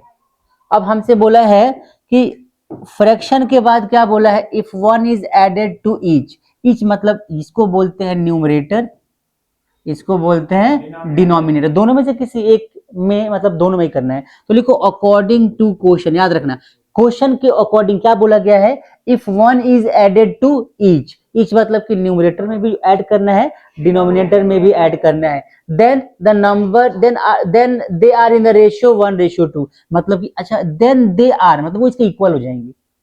अगर हमने न्यूमरेटर में x प्लस एक्स अपॉन में y तो हमारे पास था ही ना, दोनों में क्या प्लस कर दिया, 1 ऐड किया दोनों में, तो हम लिखेंगे +1 तो रेशियो क्या बन जाएगा, 1:2। आई बात समझ में, बस यही तक आपको समझना था, आगे तो आसानी है। फिर दूसरे क्वेश्चन में आ जाए, दूसरे में क्या आ जाएगा, अकॉर्डिंग टू क्वेश्चन। वहां पे क्या बोला है, इफ 5 इज सब्सट्रैक्टेड, 5 को क्या किया है, सब्सट्रैक्ट, तो x बाई वाई, तो x -5 and y -5 is equal to क्या हो जाएगा, फ्रॉम ईच। अच्छा देखो, फ्रॉम ईच बोला है, मतलब दोनों में से करना है। कई बार ऐसा बोलता है कि from the denominator, from the numerator, तो किसी एक में से करना होगा आपको। बात समझ में आ रही है। Then each the of two numbers, then ratio become, तो ये किसके बराबर हो जाएगा, 5/11। आगे क्या करना है, देखो यहाँ पे आगे देखो, क्रॉस मल्टीप्लाई करेंगे। यहाँ पे x + 1 है ना, यहाँ पे 2 को लेकर से मल्टीप्लाई कर दो, 2 ले आए, यहाँ पे x + 1 is equal to y + 1। यहाँ पे बात समझ में आ गई, मल्टीप्लाई कर दो, 2x + 2 is equal to y + 1, सबको इधर ले आओ, तो 2x - y + 2 - 1 is equal to 0, तो 2x - y + 1 is equal to 0, equation 1 बना। बात समझ में आई क्या, फिर से बताऊं, डाउट है। हमने क्या किया, कुछ भी नहीं किया बेटा, बस इसको इन दोनों से मल्टीप्लाई किया, तो 2x प्लस में 2 हो गया यहाँ पे, फिर y + 1, यहाँ पे 1 से मल्टीप्लाई हो गया, y + 1 ही रहेगा। उसके बाद में दोनों को इधर लेके आ गया माइनस में, तो 2x के साथ मैंने y लिख दिया माइनस का, फिर 2 था -1 हो जाएगा, तो 1 हो जाएगा प्लस का, खत्म। बात समझ में आई, इक्वेशन 1। सेम यहाँ पे कर लो आप, यहाँ पे क्या करोगे, यहाँ पे 11 से मल्टीप्लाई कर दो, 11x - 55 is equal to 5y - 25। बात समझ में आई क्या, इन दोनों से 5 को मल्टीप्लाई कर दिया, इसको 11 से मल्टीप्लाई कर दिया, क्लियर हुआ सबको। मतलब ये नंबर ऐसे जाके इन दोनों को घेर लिया, मल्टीप्लाई कर दिया, समझ में आया, बस खत्म। अब क्या करना है, इसको उठा के इधर ले आओ, तो 11x - 5y और माइनस में 55 तो यहाँ पर है ही, और प्लस का 25 आ जाएगा, इक्वल टू 0 बचेगा। तो 11x - 5y तो यहाँ पे देखो ऐसे ही रहेगा, 55 में से प्लस 25 को माइनस कर दो, तो माइनस का क्या बचेगा, 30। इक्वेशन सेकंड बन गया हमारा। अच्छा, पूरा 0 तो लिखना भूल गए हम लोग। इज इक्वल टू क्या होगा, इज इक्वल टू 0, इक्वेशन क्या हो गया हमारा, सेकंड। अब देखो 1 और 2 इक्वेशन मिल गया, अब इन दोनों को आप सॉल्व कर लो, किसी मेथड जो आपको बेस्ट लगे, आंसर आपको मिल जाएगा। ये लेंदी क्वेश्चन होता है, इसलिए 5 मार्क्स का आता है एग्जाम में। पहले स्टेटमेंट पढ़ना है, स्टेटमेंट पढ़ के क्या करना है, स्टेटमेंट पढ़ के आपको यहाँ पे क्या करना है, आपको यहाँ पे इक्वेशन बनानी है, इक्वेशन बनाने के बाद में सॉल्व भी करना है। 3 स्टेप पूरा इसके अंदर है, इन तीनों स्टेप के पूरे मार्क्स 5 या 4 मार्क्स मिलेंगे आपके। लॉन्ग क्वेश्चन में आता है एग्जाम में, डी या ई सेक्शन में मिलेगा आपको क्वेश्चन। समझ में आया सबको, नेक्स्ट आ जाओ। नेक्स्ट मैं तुम्हें कराने वाला हूँ क्या, फ्रैक्शन। देखो मैं हर टॉपिक का एक क्वेश्चन कराऊंगा, क्योंकि सारे टॉपिक कराना मुश्किल है, बहुत सारे। आपके एनसीईआरटी में जितने टाइप के क्वेश्चन है ना, हर टाइप का एक क्वेश्चन कराया था मैं। बाकी आप क्वेश्चन ट्राई करते रहना घर से। क्वेश्चन नंबर 10 होगा, राइट। नंबर, टॉपिक का नाम क्या रहेगा, प्रॉब्लम बेस्ड ऑन नंबर्स, ठीक है। अब देखो इसका क्वेश्चन क्या है, जो क्वेश्चन है बहुत आसान सा टॉपिक है, आपको समझना एक बार। 2 नंबर है, दोनों का सम गिवन है, प्रोडक्ट गिवन है, नंबर फाइंड करना है। मतलब कि मैं बोलूँ कि भाई 2 लोग हैं, 2 लोग को मिला के पास 50 रुपए है, और मल्टीप्लाई करने पे कुछ बन रहा है, बताओ नंबर कितने कितने दोनों के पास है। एक के पास कितना ये नहीं पता, दोनों का मिला के कितना ये पता है हम, तो क्या करना है, लॉजिक लगाना है। कैसे, अपना ये लगाएंगे हम लीनियर पेयर। कैसे, देखो सॉल्यूशन की बात करते हैं, अगर हम सॉल्यूशन की बात करें तो देखो लेट करते, let sum of two numbers बोला है ना, क्या बोला, sum of two numbers is 35 and their product and their difference is, मतलब दोनों नंबर का जोड़ पता है, माइनस पता है, नंबर नहीं पता। कितना आसान, देखो let the first number be x और सेकंड कितना हो जाएगा y। क्लियर हो गया। अब अकॉर्डिंग टू क्वेश्चन हम जाएंगे तो x plus y is equal to कितना दे रखा है 35 और x minus y is equal to, बात समझ में आई क्या? भाई दो नंबर, दोनों का सम, सम मतलब जोड़, कितना दे रखा है 35। नहीं आ रहा समझ में, बोलने से नहीं, समझ में आना भी चाहिए। यहाँ पे x प्लस वाई मतलब सम हो गया दोनों का ऐड करके, x माइनस डिफरेंस हो गया माइनस करके, कितना देगा 13। सम कर दो और दोनों क्वेश्चन को सॉल्व कर लो। ये क्वेश्चन क्या हो गया, ये इक्वेशन 1, ये कितना हो गया, तो लिखो फ्रॉम फर्स्ट एंड सेकंड। मैं करता हूं एलिमिनेट, इसका 1 इसका 1 लेके सॉल्व कर दो, कोई दिक्कत नहीं है। तो देखो x plus y is equal to 35 और x minus y is equal to 13, काट दिया हमने, इसका आपने कहा मैंने काट दिया, कोई दिक्कत नहीं। 2x is equal to, plus कर दो 5 3 8 और 4 1 8, x की वैल्यू कितनी आ जाएगी 24। अब इस x की वैल्यू कहाँ पुट करेंगे, अब यहाँ पे देख लो from equation second x minus y is equal to 13, x हमारा 24 minus y is equal to 13, तो क्या लिखेंगे हम 24 minus 13 is equal to y, तो 11 इज इक्वल टू वाई। आया समझ में? हमने 10 क्वेश्चन करे अभी तक, ऑलमोस्ट इसके काफी सारे टाइप्स को हमने क्लियर कर लिया है। इसके बाद हम डिस्कस करने वाले हैं क्या, इसका नेक्स्ट टाइप। तो नेक्स्ट टाइप हमारा क्या होने वाला है, article and there cost based problem. Articles and there cost based problem.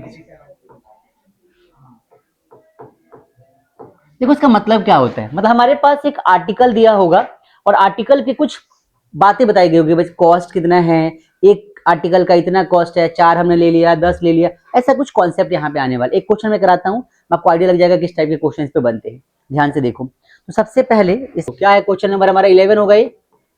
तो बोला है क्या, सॉल्यूशन पूछा है, तो सॉल्यूशन में क्या करना है, ध्यान से देखो। सबसे पहले हमें बोला है कि भाई देखो 4 चेयर और 3 टेबल का जो कॉस्ट है वो 2100 रुपए है, एक का तो पता नहीं हमें, तो हम सीधे सीधे लेट करेंगे क्या कि let the cost of table be x and cost of chairs be y। आई बात समझ में? चलो, तो let the cost of chairs be x and the cost of tables be y। आई बात समझ में? अब क्वेश्चन में बोला है 4 चेयर है, तो चेयर को क्या माना हमने x, तो 4x ले लेंगे। टेबल को क्या बोला है, टेबल को हमने क्या माना यहाँ पे y, तो 3y। तो लिखो अकॉर्डिंग टू क्वेश्चन। जब भी ऐसा करोगे ना, आप याद रखना, आपको हमेशा ये चीज मेंशन रखना है कि अकॉर्डिंग टू क्वेश्चन को लेकर चलना। इसका मतलब होता है अकॉर्डिंग टू क्वेश्चन हम आगे बढ़ रहे हैं। 4 चेयर्स बोला है, तो क्या लिखेंगे 4x प्लस 3 टेबल, तो 3y इज इक्वल टू कितने रुपीज पे किया हमने 21 डबल। अब यहाँ पे समझने वाली बात क्या है कि टोटल कॉस्ट इतना है, जो कि 4 टेबल और 3 चेयर का, 4 चेयर और 3 टेबल का है। और दूसरा क्या बन जाएगा हमारा, दूसरा 5 चेयर बोला है, तो 5x plus 2y is equal to कितना कॉस्ट है 1750। ये बन गया क्या, ये बन गया इक्वेशन 1 और ये क्या बन जाएगा इक्वेशन सेकंड। आई बात समझ में सबको, यहां तक क्लियर है? अब आपको क्या करना है, आपको सिर्फ इस क्वेश्चन को सॉल्व कर देना। मैथड अपना कोई सा भी लगा लो जो आपको बेस्ट लगे, आप चाहो तो एलिमिनेट कर दो, सब्स्टिट्यूट कर दो, चॉइस इज योर्स। बात समझ में आ रही है? यस और नो? चलो, तो अभी यहाँ पे क्या करना है हमें, यहाँ पे लिखो फ्रॉम इक्वेशन 1। मैं यहाँ पे थोड़ा कलर चेंज कर देता हूँ, इसकी जगह पे मैं कर देता हूँ थोड़ा सा ये कलर है। तो लिखो फ्रॉम इक्वेशन 1, ठीक है, 1 की बात कर रहे हैं। तो 1 में क्या हो जाएगा हमारे पास, ठीक है, अब देखो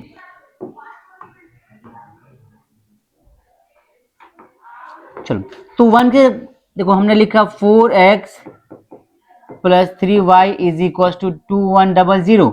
मैं यहाँ क्या करने वाला हूँ, 4 को x को ऐसे ही रखा, 2100 माइनस 3y कर दिया, x की वैल्यू क्या हो जाएगी 2100 माइनस 3y अपॉन में क्या हो जाएगा 4। इस x की वैल्यू को पुट कर दूंगा इक्वेशन सेकंड में, तो क्या लिखोगे put x in equation second, इसको इक्वेशन नाम थर्ड दे दो अब चाहो तो, कोई दिक्कत नहीं है, ठीक है, बेटर रहेगा। अब x की वैल्यू यहाँ पुट कर दो, यहाँ 5 है, और जहाँ x हमें क्या लिखेंगे 2100 माइनस 3y अपॉन में 4, और साथ में यहाँ पर क्या है plus 2y is equal to 1750। बात समझ में आ रही है भाई? बस इसके बाद तो कुछ करना ही नहीं है आपको, खत्म। अब क्या करेंगे, सीधे मल्टीप्लाई कर दो इन सबको इससे, तो यहाँ पे 5 को करोगे तो 5 1 जा 5 और 5 2 जा 10, और यहाँ पे 0 और 0। बात समझ में आ रही है क्या?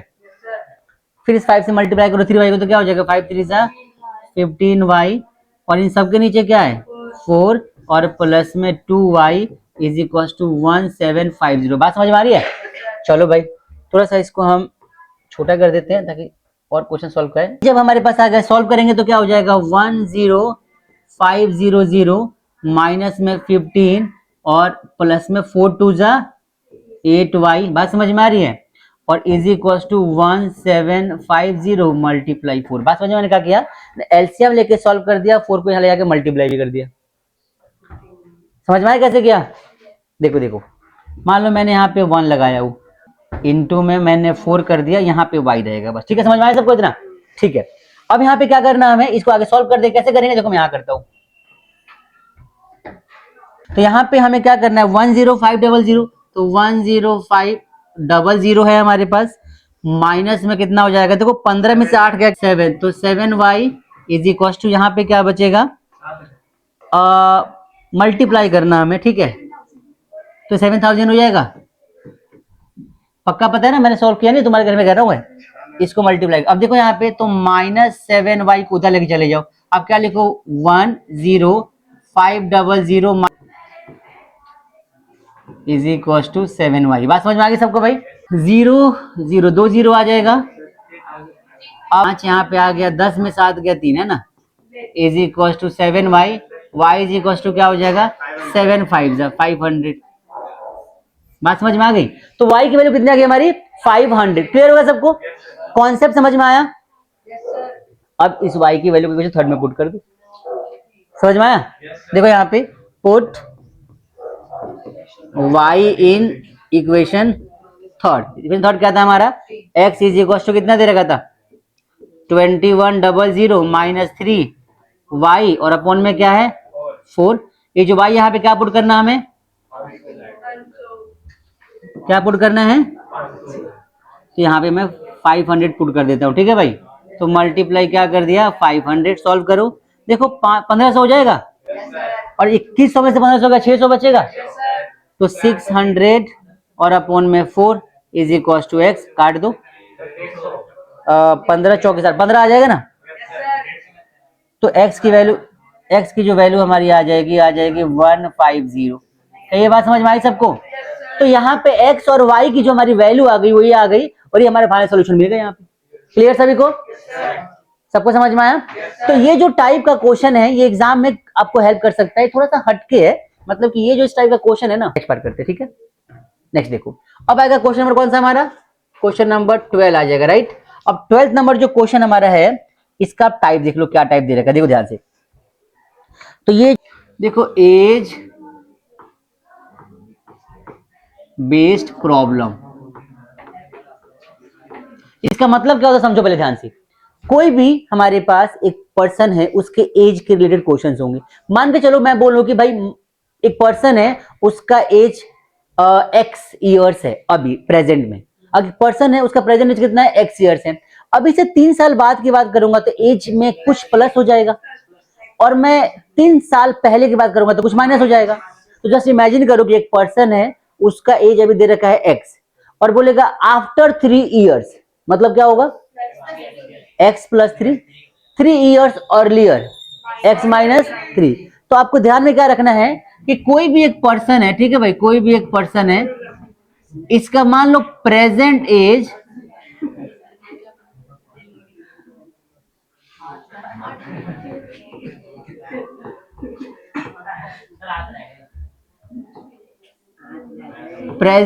मान लो अगर x है हमारे पास,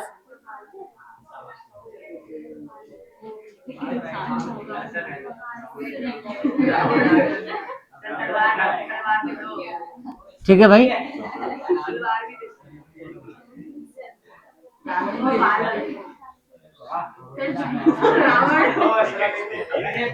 चलो, तो हमारे पास प्रेजेंट एज क्या है, x है। मैं बोलूं आफ्टर 3 years, और मैं बोलूं बिफोर 2 year। ध्यान से समझना, कई बार आफ्टर की जगह पे ना एक वर्ड यूज करते हैं हेंस। हेंस, तो हेंस का मतलब HENC होता है शायद, HENCE, हेंस। तो हेंस का मतलब भी होता है कि बाद। कई बार यूज करते हैं 5 years लेटर, ये दो तीन वर्ड यूज करते हैं क्वेश्चन में, याद रखना, लेटर। तो इन सभी का सेम मतलब होता है क्या, कि इसमें हम प्लस करने वाले हैं। बात समझ में आ रही है? आ गया बिफोर, या फिर क्या आ गया, अर्लियर आ गया, अर्लियर आ गया, या अगो आ गया, 5 years अगो। इन सभी केसेस में क्या होता है भाई, हम एज को माइनस करते हैं। यहाँ पे माइनस किया जाता है, यहाँ पे क्या करते हैं, प्लस। तो मान लो बोला है कि 2 years, कितने की बात करिए, 2 साल की, तो एज यहाँ क्या बन जाएगा, प्रेजेंट एज जो भी रहा हो, बस यहाँ पे अभी जो एज होगा, अभी एज क्या हो जाएगी, x माइनस 2 years, और यहाँ पे क्या हो जाएगा, x प्लस 3 years। ये बात समझ में आई सबको? जब भी कभी आपको क्वेश्चन मिलेंगे इस टाइप के, आपको ध्यान रखना है कि एज वाले क्वेश्चंस में प्रेजेंट को एक बार आप रेफरेंस ले लो, और उसके बाद तो आप क्या करो, करते चले जाओ। आगे जा रहे हैं तो प्लस करेंगे, पीछे आ रहे हैं तो माइनस करेंगे। ये आपका कॉन्सेप्ट पूरा का पूरा क्वेश्चन में रहेगा। क्लियर है सबको? श्योर है? इस पे बेस्ड एक क्वेश्चन आपको अगर मिल गया तो 3 नंबर से कम का क्वेश्चन कभी नहीं आएगा, होते ही बड़े लेंथी क्वेश्चन। तो मैं ये क्वेश्चन कराता हूं, देखो किस टाइप का क्वेश्चन आ सकता है आपके एग्जाम में, और उसको आप कर लो। 3-4 टाइप होंगे, समझ में आए सबको ना? अब इसके क्वेश्चन को समझते हैं। क्वेश्चन देखो, तो ये हमारा एक क्वेश्चन आएगा। यहाँ पे क्वेश्चन क्या है, ध्यान से देखो। तो हमसे क्वेश्चन में बोला है, समझना भाई अच्छे तरीके से, बढ़िया क्वेश्चन हो गए। सबसे पहले शुरुआत कहां से करेंगे, ऐसे क्वेश्चन ध्यान से देखो। तो मैं यहाँ पे करता हूँ सॉल्यूशन, ठीक है। I am 3 times as old as my son, मतलब कि यहाँ पे एक पर्सन जो बोल रहा है कि मैं अपने सन का 3 times हूं। अब मान लो सन होगा उसका x, तो ये कितना हो जाएगा, 3x। याद रखना 3 times बोला है तो यहाँ पे मल्टीप्लाई करेंगे। अगर बोलेगा 3 साल बाद, 4 साल बाद, 5 years अगो, तो वहां प्लस माइनस का कॉन्सेप्ट आता है। बात समझ में आ गई? ठीक है सबको? अब बोला है I am 3 times as old as my son, ठीक है। तो सबसे पहले लेट कर लो, let the age of mine.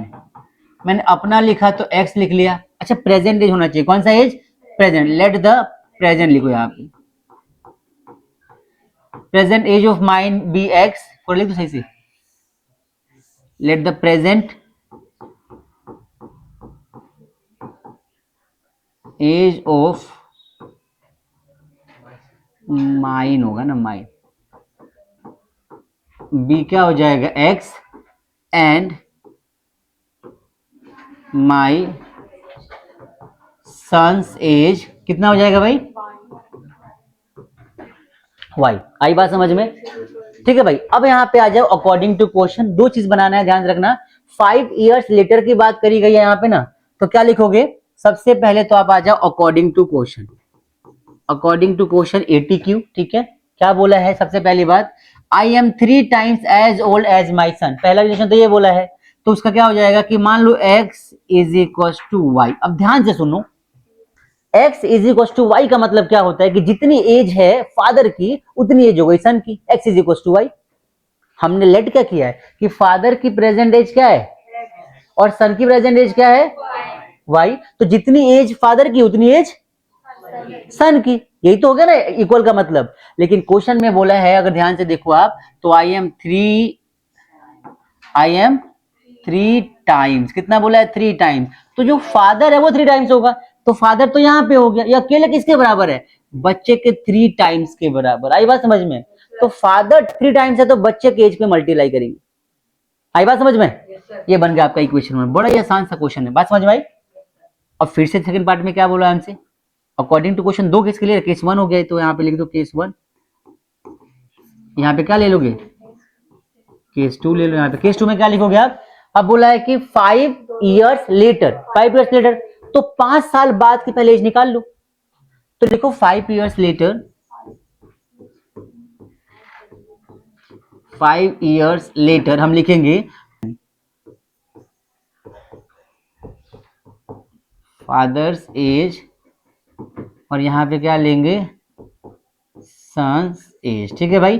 तो फादर का एज जो प्रेजेंट में था वो एक्स था, 5 साल बाद की बात करी जा रही है, तो ये जो 5 इयर्स लेटर बोला है इसका मतलब कि हम इसमें क्या प्लस करेंगे 5, तो x प्लस में 5, इसका क्या हो जाएगा y प्लस में, सुनो सुनो सुनो पूरी बात सुनो, प्रेजेंट एज के 5 साल बाद की बात कर रहे हो तो वो तो हमारा यही बनेगा ना, ध्यान से सुनना, प्रेजेंट एज जो भी था उसमें 5 साल बाद जा रहे हो, तो 5 साल बाद जो फादर का एज है वो क्या है पहले वो देखो, तो प्रेजेंट एज जो देखो I am 3 times as old as my son, तो यहाँ पे ना जो फादर का एज है वही कितना दे रखा है x is equal to 3y, और इतना अब क्या बोला है I shall be 2.5 times as old as my son, कब 5 साल बाद का रिलेशन बनाएंगे, तो भाई दोनों की 5 साल बाद एज हो गई। अब अकॉर्डिंग टू क्वेश्चन जो इसमें रिलेशन बोला है वो क्या बोला है ध्यान से देखो, तो मैं अगर लिखूं कि x प्लस 5, क्या बोलो अगर मैं कि x plus 5 is equal to y plus 5, इसका मतलब क्या हो गया कि दोनों की एज बराबर हो गई 5 साल बाद, भाई जितना एज फादर का उतना एज बच्चे का, दोनों का एज बराबर हो गया ना। लेकिन हमसे बोला है कि 5 साल बाद एज का क्या रिलेशन रहेगा, 5 इयर्स लेटर आई शैल बी, जो फादर होगा कितना 2.5 टाइम्स, 2.5 मतलब कि 5 बचे दो 5/2, 2.5 का मतलब होता है कि 2.5, 2.5 जिसको 5/2 लिख सकते हैं, तो फादर जो होगा वो क्या हो जाएगा बच्चे के 5/2 टाइम्स के बराबर हो जाएगा। ये बन गया इक्वेशन सेकंड। आई बात समझ में आपको, इक्वेशन 1 तो हमारा ये रेडी था, इक्वेशन सेकंड डायरेक्टली बना दो या फिर इसको सॉल्व करके बना लो, इसको यहाँ ले आओ, तो क्या हो जाएगा 2x plus 10 is equal to 5y plus में 25। अब यहाँ पर देखो 2x माइनस में क्या हो जाएगा 5y और माइनस में हो जाएगा 15 इज इक्वल टू 0। बात समझ में आ गई, क्लियर हुआ सबको, ये बन गया क्या इक्वेशन सेकंड। अब 1 और 2 को सॉल्व करेंगे हम, एक्स वाई की वैल्यू मिल जाएगी। अब x में यहाँ x की वैल्यू क्या रखा है 3y, यहाँ पुट कर दो सॉल्व कर दो, आपको मिल जाएगा x और y की वैल्यू। बात समझ में आ रही है, देखो मैं सॉल्व करता हूँ, यहाँ पे लिखो फ्रॉम 1 और 2, 1 और 2 को सॉल्व करेंगे तो यहाँ पे क्या मिलने वाला है, आप ध्यान से देखो, तो देखो हमारे पास क्या है, कर लिया solve, very good, 2x plus 5y minus 15 है ना, minus 15 is equal to minus क्या आएगी ना, ठीक है भाई चलो, तो ये माइनस हो गया, तो 2 और यहाँ पे x की वैल्यू क्या आ जाएगी हमारी, x की वैल्यू क्या आएगी ध्यान से देखो 3y minus 5y minus 15 is equal to 0, तो यहाँ पे 6y माइनस में 5y माइनस में 15 इज इक्वल टू 0, 6 में से 5 का क्या बचेगा y माइनस में 15 इज इक्वल टू 0, तो y की वैल्यू क्या आ जाएगी 15। आई बात समझ में, y की वैल्यू अगर 15 आ गई तो x की वैल्यू क्या आएगी, तो ध्यान से देखो यहाँ पे, तो x is equal to from 1 से बात x इज इक्वल टू 45, ये तुम्हारा सॉल्यूशन है, परफेक्ट आंसर। क्लियर होगा सबको, ये तुम्हारा सॉल्यूशन है, क्लियर हुआ सबको भाई। तो ये एक एज वाला क्वेश्चन था जो हमने अभी यहाँ पे ट्राई किया, एज वाले क्वेश्चन आपको आगे मिल सकते हैं, आपको समझना पड़ेगा, ठीक है भाई। इस टाइप के क्वेश्चन में मैक्सिमम आपका यही लॉजिक लगेगा कि एक का एज गिवन है, रिलेशन गिवन है, 5 साल 10 साल बाद कितना एज रहेगा, वो आप रिलेशन का इक्वेशन बना लो, 2 इक्वेशन बनेगा, एक स्टार्टिंग में बन जाएगा लास्ट में बनेगा, दोनों को इक्वेट करके सॉल्व कर लो, आपका सॉल्यूशन आपको मिल जाएगा। हमेशा याद रखना कि एज वाले क्वेश्चंस में रिलेशन आपको निकालना पड़ेगा, और रिलेशन निकालने के लिए एज के रिलेशन को समझ के क्वेश्चन बनाना पड़ेगा आपको। क्लियर सभी को? आगे देखो नेक्स्ट पार्ट है 13 क्वेश्चन किस बेस पे होगा वो समझते हैं। तो 13 क्वेश्चन का टाइप जो हमारा होगा based on time distance and speed. इस टाइप क्वेश्चन एग्जाम में मिल सकते हैं based on time distance and speed. तो ये हमारा क्या है, based on time distance and speed. मतलब कि आपको टाइम डिस्टेंस और स्पीड का रिलेशन लगाना होगा और क्वेश्चन को सॉल्व करना होगा। क्वेश्चन क्या दे रखा है, एक पढ़ते हैं उसको आगे बढ़ते हैं। ठीक है, देखो ध्यान से, थोड़े लेंथी क्वेश्चन होते हैं बट मजा आएगा ऐसे क्वेश्चन करके। राधिका ट्रेवल 600, बेटा खुश हो रहे हो क्या? देख लो ध्यान से, Radhika travel 600 kilometre to her home. अब ध्यान सुनना मेरी बात। मान लेते हैं कि इसका सॉल्यूशन थोड़ा सा लेंदी होने वाला है बट कोई नहीं, हम करके दिखाएंगे चाहे कुछ भी हो जाए। सुनो ध्यान से, इधर देखो, देखो यहाँ पे देखो, मान लो ये राधिका है,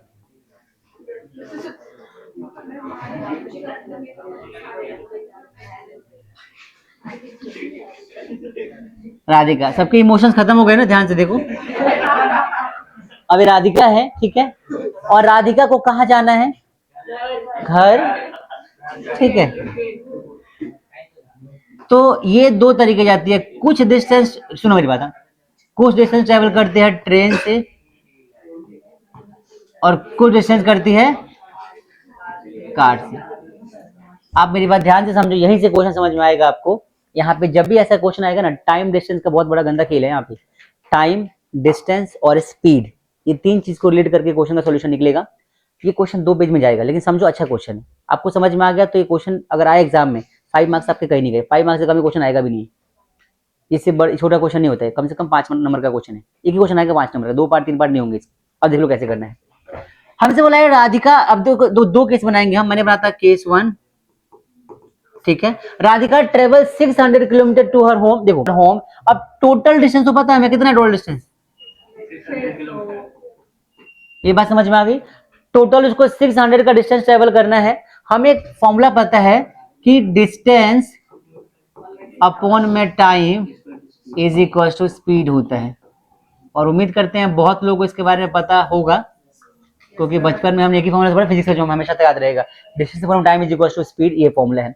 अब देखो बोला है कि, देखो ध्यान से, यहां से देखो, she takes 8 hours if she travel 20 kilometre by train. मान लो केस 1 में उसने 20 किलोमीटर किससे ट्रेवल किया, 120 किलोमीटर किससे ट्रेवल, ट्रेन से। तो ट्रेन का डिस्टेंस 120 हो गया। अब इसको थोड़ा ऐसे बनाओ तरीके से, ये बड़ा लेंथी क्वेश्चन। देखो यहाँ पे मैंने बना दिया ट्रेन और इसमें क्या बना दिया, कार। ध्यान से देखो, ट्रेन के लिए, अच्छा मान लेते हैं कि इसकी जो स्पीड है वो तो बाद में लेंगे। ट्रेन का जो कॉन्सेप्ट है, ट्रेन से जब जाती है तो डिस्टेंस कितना ट्रेवल करती है, 120। तो 120 किलोमीटर ये हो गया ट्रेन का डिस्टेंस। तो कार से कितना करेगी, 480। तो कार का डिस्टेंस कितना हो जाएगा, 480। किसने बोला है, बढ़िया आंसर है भाई, ठीक है, ठीक है। पहला मान लो इसका स्पीड रहा होगा, जो इसका स्पीड है हम मान लेते हैं x, फिर कितना रहा होगा, x किलोमीटर पर आवर। बात समझ में आ रही है? तो यहां पर भी स्पीड कितनी रही होगी, x किलोमीटर पर आवर। आई बात समझ में, नहीं समझ में आई? देखो आप मान लो कि जो कार की स्पीड है, मान लेते हैं ट्रेन के स्पीड को x और कार की स्पीड को क्या मान लेते हैं, y। तो यहाँ पे y कर दो। ये बात समझ में आ रही है? स्पीड मान लो y, ठीक है। अब देखो, आप सिंपल लिखो यहाँ पे x और यहाँ पे y। अब देखो ध्यान से, तीसरा केस में क्या बोला, टाइम। तो हमें नहीं पता कि जब वो ट्रेन से जाती है तो कितना टाइम लेती है और कार से कितना लेती है, बस इतना बोला है। क्या बोला है कि शी टेक्स 8 आवर्स, 8 घंटा टोटल लेती है। कि अगर वो, देखो मेरी बात समझो, मान लो मुझे यहाँ से उत्तम नगर जाना है, ठीक है। उत्तम नगर जाने के लिए मैं 2 रूट अपनाया, यहाँ से गया पहले सागरपुर, वहां सागरपुर नहीं, यहाँ से गया मान लो ये डाबरी, और डाबरी से गया उत्तम नगर, एग्जाम्पल की बात करते हैं। तो यहाँ से डाबरी तक जो मैं गया वो गया मैं बस से, कार से, और वहां से मेट्रो ले लिया, ऐसा मान लेते हैं। तो ये 2 रूट अपनाया मैंने। तो यहां से उत्तम नगर पहुंचने का टोटल टाइम कितना दिया हमें, 8 घंटे दिया है। लेकिन ये नहीं बोला कि यहां से डाबरी में कितना टाइम लगा और डाबरी से उत्तम नगर को कितना टाइम लगा। मतलब कि हमारे पास जो टाइम दे रखा है ना, ये टाइम किस चीज का है, हाफ डिस्टेंस का नहीं है, टोटल टाइम पता है। तो मान लो इसका जो टाइम रहा T1, इसका टाइम कितना हो जाएगा T2। ये बात समझ में आ गई। आगे देखो, अच्छा इसके हिसाब से देखो डिस्टेंस अपॉन में स्पीड जो होता है ये किसके बराबर होता है, टाइम के बराबर होता है। ध्यान से देखो भाई, जो डिस्टेंस है और अपॉन में स्पीड किसके बराबर, टाइम के बराबर होता है। तो यहाँ पे हमने क्या कर दिया, T1 की जगह लिख सकते हैं क्या कि डिस्टेंस क्या था इसका हमारे 120 और स्पीड कितनी थी इसकी x। देखो ध्यान से, और यहाँ पे T2 कितना हो जाएगा, डिस्टेंस कितना था और स्पीड कितना था हमारा y। हाँ एक चीज और देखो, हाँ इन दोनों टाइम को जोड़ के टोटल टाइम बराबर हो जाएगा। बात समझ में आ रही है। तो पहले केस में जो उसने डिस्टेंस ट्रेवल किया ट्रेन से और कार से दोनों को मिला के, वो पूरा कितना लिया था, 8 घंटे लगे थे उसको। तो लिख दो total time is equal to T1 plus में T2। टोटल टाइम कितना हो जाएगा हमारा, total time is equal to T1 plus में T2। मतलब टाइम टोटल हमारा 8 हो गया, तो किसके बराबर हो जाएगा, ये हो जाएगा 120 बाई x, और यहाँ पर क्या हो जाएगा 480 अपॉन में y। बात समझ में आ गई भाई। ये तुम्हारा बन गया इक्वेशन 1। क्लियर सबको। अब आगे सेकंड पार्ट में। सेकंड पार्ट इजी है, यहाँ पर भी 2 केस बना लेंगे हम। क्या यहाँ पे बना लो बस का, सॉरी क्या ये ट्रेन, बस ही बार बार क्यों आ रही है आजकल, बस ही चलती है क्या ज्यादा, ट्रेन, और दूसरा क्या हो जाएगा कार। यहाँ पर भी ट्रेन की ट्रेन स्पीड क्या रहेगी x और कार की क्या रहेगी y। तो इस बार सेकंड केस में क्या बोला है, शी टेक्स 20 मिनट्स लॉन्गर। अब 20 मिनट्स लॉन्गर का मतलब क्या होता है कि पहले जितना टाइम लगा होगा उसमें 20 मिनट और एक्स्ट्रा लगेगा। तो यहाँ पर ट्रेन, अब डिस्टेंस का ट्रेवल क्या देखो दूसरे वाले केस में, she travel 200 kilometre by train. तो ट्रेन से डिस्टेंस कितना हो जाएगा 200 किलोमीटर, और स्पीड क्या हो जाएगी इसकी, तो स्पीड जो इसका रहेगा वो कितना हो जाएगा, वो हो जाएगा x, और क्या बचा हमारे पास, और इसके बाद जो बचता है टाइम, वो टाइम मान लो आपका T1 हो जाएगा। यहाँ पे डिस्टेंस कितना बचा हमारा, जब 200 इससे ट्रेवल कर लिया तो 400 बचेगा। तो यहाँ पे डिस्टेंस कितना हो जाएगा 400, और स्पीड कितनी हो जाएगी इसकी, स्पीड तो हमारी y रही है, और टाइम क्या हो जाएगा T2। टाइम निकाल लेते हैं, टाइम का फॉर्मूला क्या पड़ा 200 अपॉन में x। समझ में आया सबको, डिस्टेंस अपॉन में टाइम स्पीड, यहाँ पर भी क्या हो जाएगा 400 अपॉन में y। अब आते टोटल टाइम का। टोटल टाइम कितना है इस बार, टोटल टाइम जो इस बार है हमारा वो कितना दे रखा है, वो दे रखा है भाई 8 घंटे तो पहले वाला, प्लस में यहाँ पे कितना लगा है 20 मिनट एक्स्ट्रा लगा है। तो देखो हम कैसे करेंगे, 8 आवर्स प्लस में 20/60 मिनट में है, तो उसको आवर्स में कन्वर्ट कर दिया हमने। तो टोटल टाइम जो होगा हमारा ये हो जाएगा T1 प्लस T2 के बराबर। तो इसको छोटे से करते हैं, देखो यहाँ ये हो जाएगा हमारा T1 मान लो कि 200 अपॉन में x प्लस में 400 अपॉन में y is equal to 8 plus में 20/60। सॉल्व करेंगे तो 20/60 को 1/3 लिख सकते हैं क्या, तो लिख सकते हैं कि देखो यहाँ पे मैं लिखता हूँ 8 प्लस में 1/3, एलसीएम ले लो यहाँ पे क्या हो जाएगा, तो ये हो जाएगा, तो ये लिख सकते हो आप क्या कि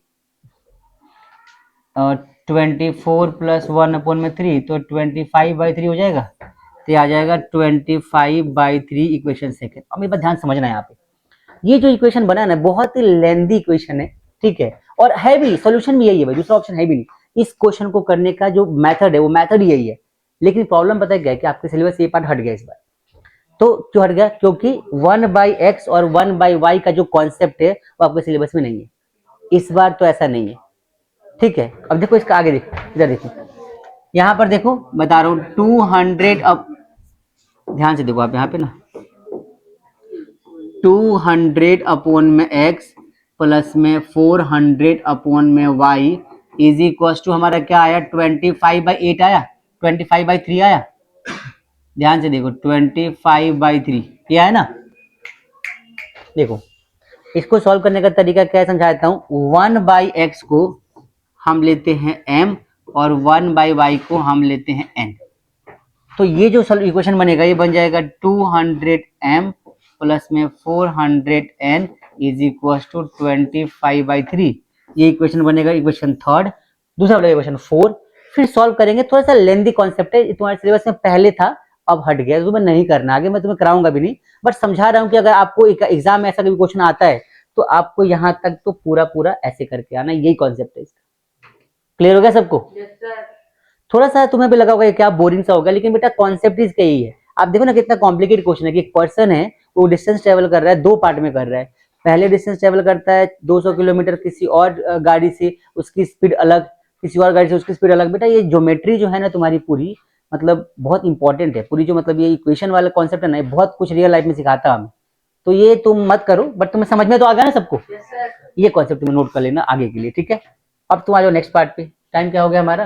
10 मिनट और रुक जाओ, उसके बाद मैं फ्री कर दूंगा। एक टॉपिक लास्ट पढ़ लो और फ्री करते हैं, ठीक है?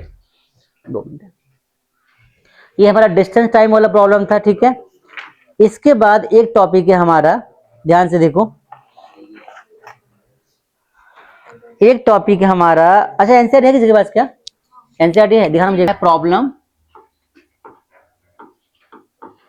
Problem based on fixed terms, मतलब कोई टर्म दे रखी है आपको और वो फिक्स कर दी जाएगी और उसके बेस पे क्वेश्चन पूछेगा आपसे। क्वेश्चन कौन सा? 13 हो गए? 13 या 14? ये क्वेश्चन अच्छा है। अच्छा इसलिए है 13 या 14? 14 होगा ना। ये क्वेश्चन अच्छा इसलिए है क्योंकि बेटा ये क्वेश्चन तुम्हारे सिलेबस का ही है। सुनो देखो, ये तुम्हारे एनसीईआरटी में टैक्सी वाला क्वेश्चन है या फिर एक बैंक वाला क्वेश्चन, लाइब्रेरी वाला क्वेश्चन। तीन टाइप के क्वेश्चन का एक ही सॉल्यूशन है, एक ही मेथड है। ध्यान से समझ लो क्या बोला है हमसे। बोला है, मैं क्वेश्चन कराता हूं। ये ऑटो वाला भी क्वेश्चन ऐसे है, टैक्सी हो ऑटो हो एक जैसा क्वेश्चन है सबका। आपको क्या करना है, देखो ध्यान से। हमसे बोला है कि में ये बोला गया है कि auto fare for the first kilometre is different for the rate per kilometre for the remaining distance. मतलब क्या होता है कि जैसे हम ऑटो बुक करते हैं ना, तो क्या होता है कि वो बुकिंग चार्ज होता है कि इतना फिक्स लगना ही लगना है, उसके बाद आपका हर किलोमीटर का एक चार्ज लगता है। ऑटो में ऐसा होता है। या फिर लाइब्रेरी के केस में क्या मिलेगा कि एक बुक आपने इशू कराई लाइब्रेरी से, तो उस बुक के लिए आपको 100 रुपीज देना है और उसके बाद अगर आप लेट होते हो तो हर दिन का आपका एक फिक्स चार्ज लगेगा, पेनल्टी चार्ज लगेगा, जो भी लगेगा। ऐसा क्वेश्चन आता है। तो यहाँ पे हमसे बोला है कि एक ऑटो फेयर जो है वो अलग अलग तरीके से है, पहले किलोमीटर के लिए डिफरेंट है, उसके बाद हर किलोमीटर के लिए क्या है, डिफरेंट है। हमसे बोला है एक पर्सन है टोटल फेयर जो पे करता है for a distance of 16 kilometre. एक आदमी है 16 किलोमीटर के लिए टोटल कितना पे करता है, 53 रुपीज, एंड वो 30 किलोमीटर के लिए पे करता है 95 रुपीज। तो बोला बताओ भाई कि क्या क्या चार्जेस रहे होंगे फेयर्स के। तो हमें क्या करना, ध्यान देखो मैंने सोल्यूशन में कैसे किया।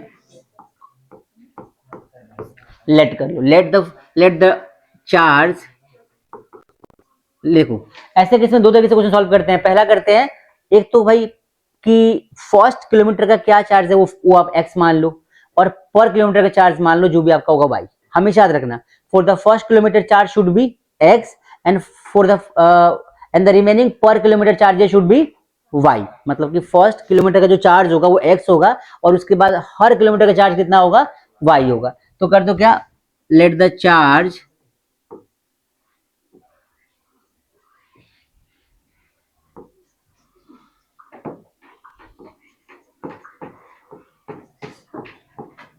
for first kilometer is equals to x and per kilometer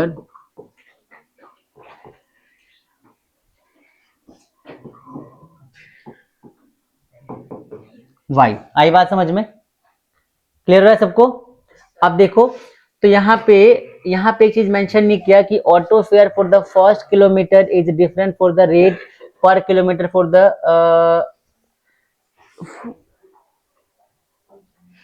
total. अब देखो यहाँ पे ध्यान से देखो, पहले वाले केस में हमसे क्या बोला है, अकॉर्डिंग टू, बोल रहे हो क्या सब लोग? ज्यादा हो गया आज का, है ना? क्लास में करा रहा हूँ, कर लो, इसमें चले जाना, सॉल्यूशन घर से कर लेना, खाली क्वेश्चन बनाता हूँ मैं, ठीक है? ऐसा कर लेते हैं, चलो देख लो एक बार। तो अकॉर्डिंग टू क्वेश्चन क्या बोला है, द टोटल फेयर, मेरी बात सुनो, total fair for the distance of 16 kilometre. देखो ध्यान से, तो जो पर किलोमीटर का चार्ज है वो क्या है, एक्स है। तो अकॉर्डिंग टू क्वेश्चन केस 1 जब होगा गाइस, यहाँ देखो केस 1 और यहाँ पे क्या हो जाएगा केस 2।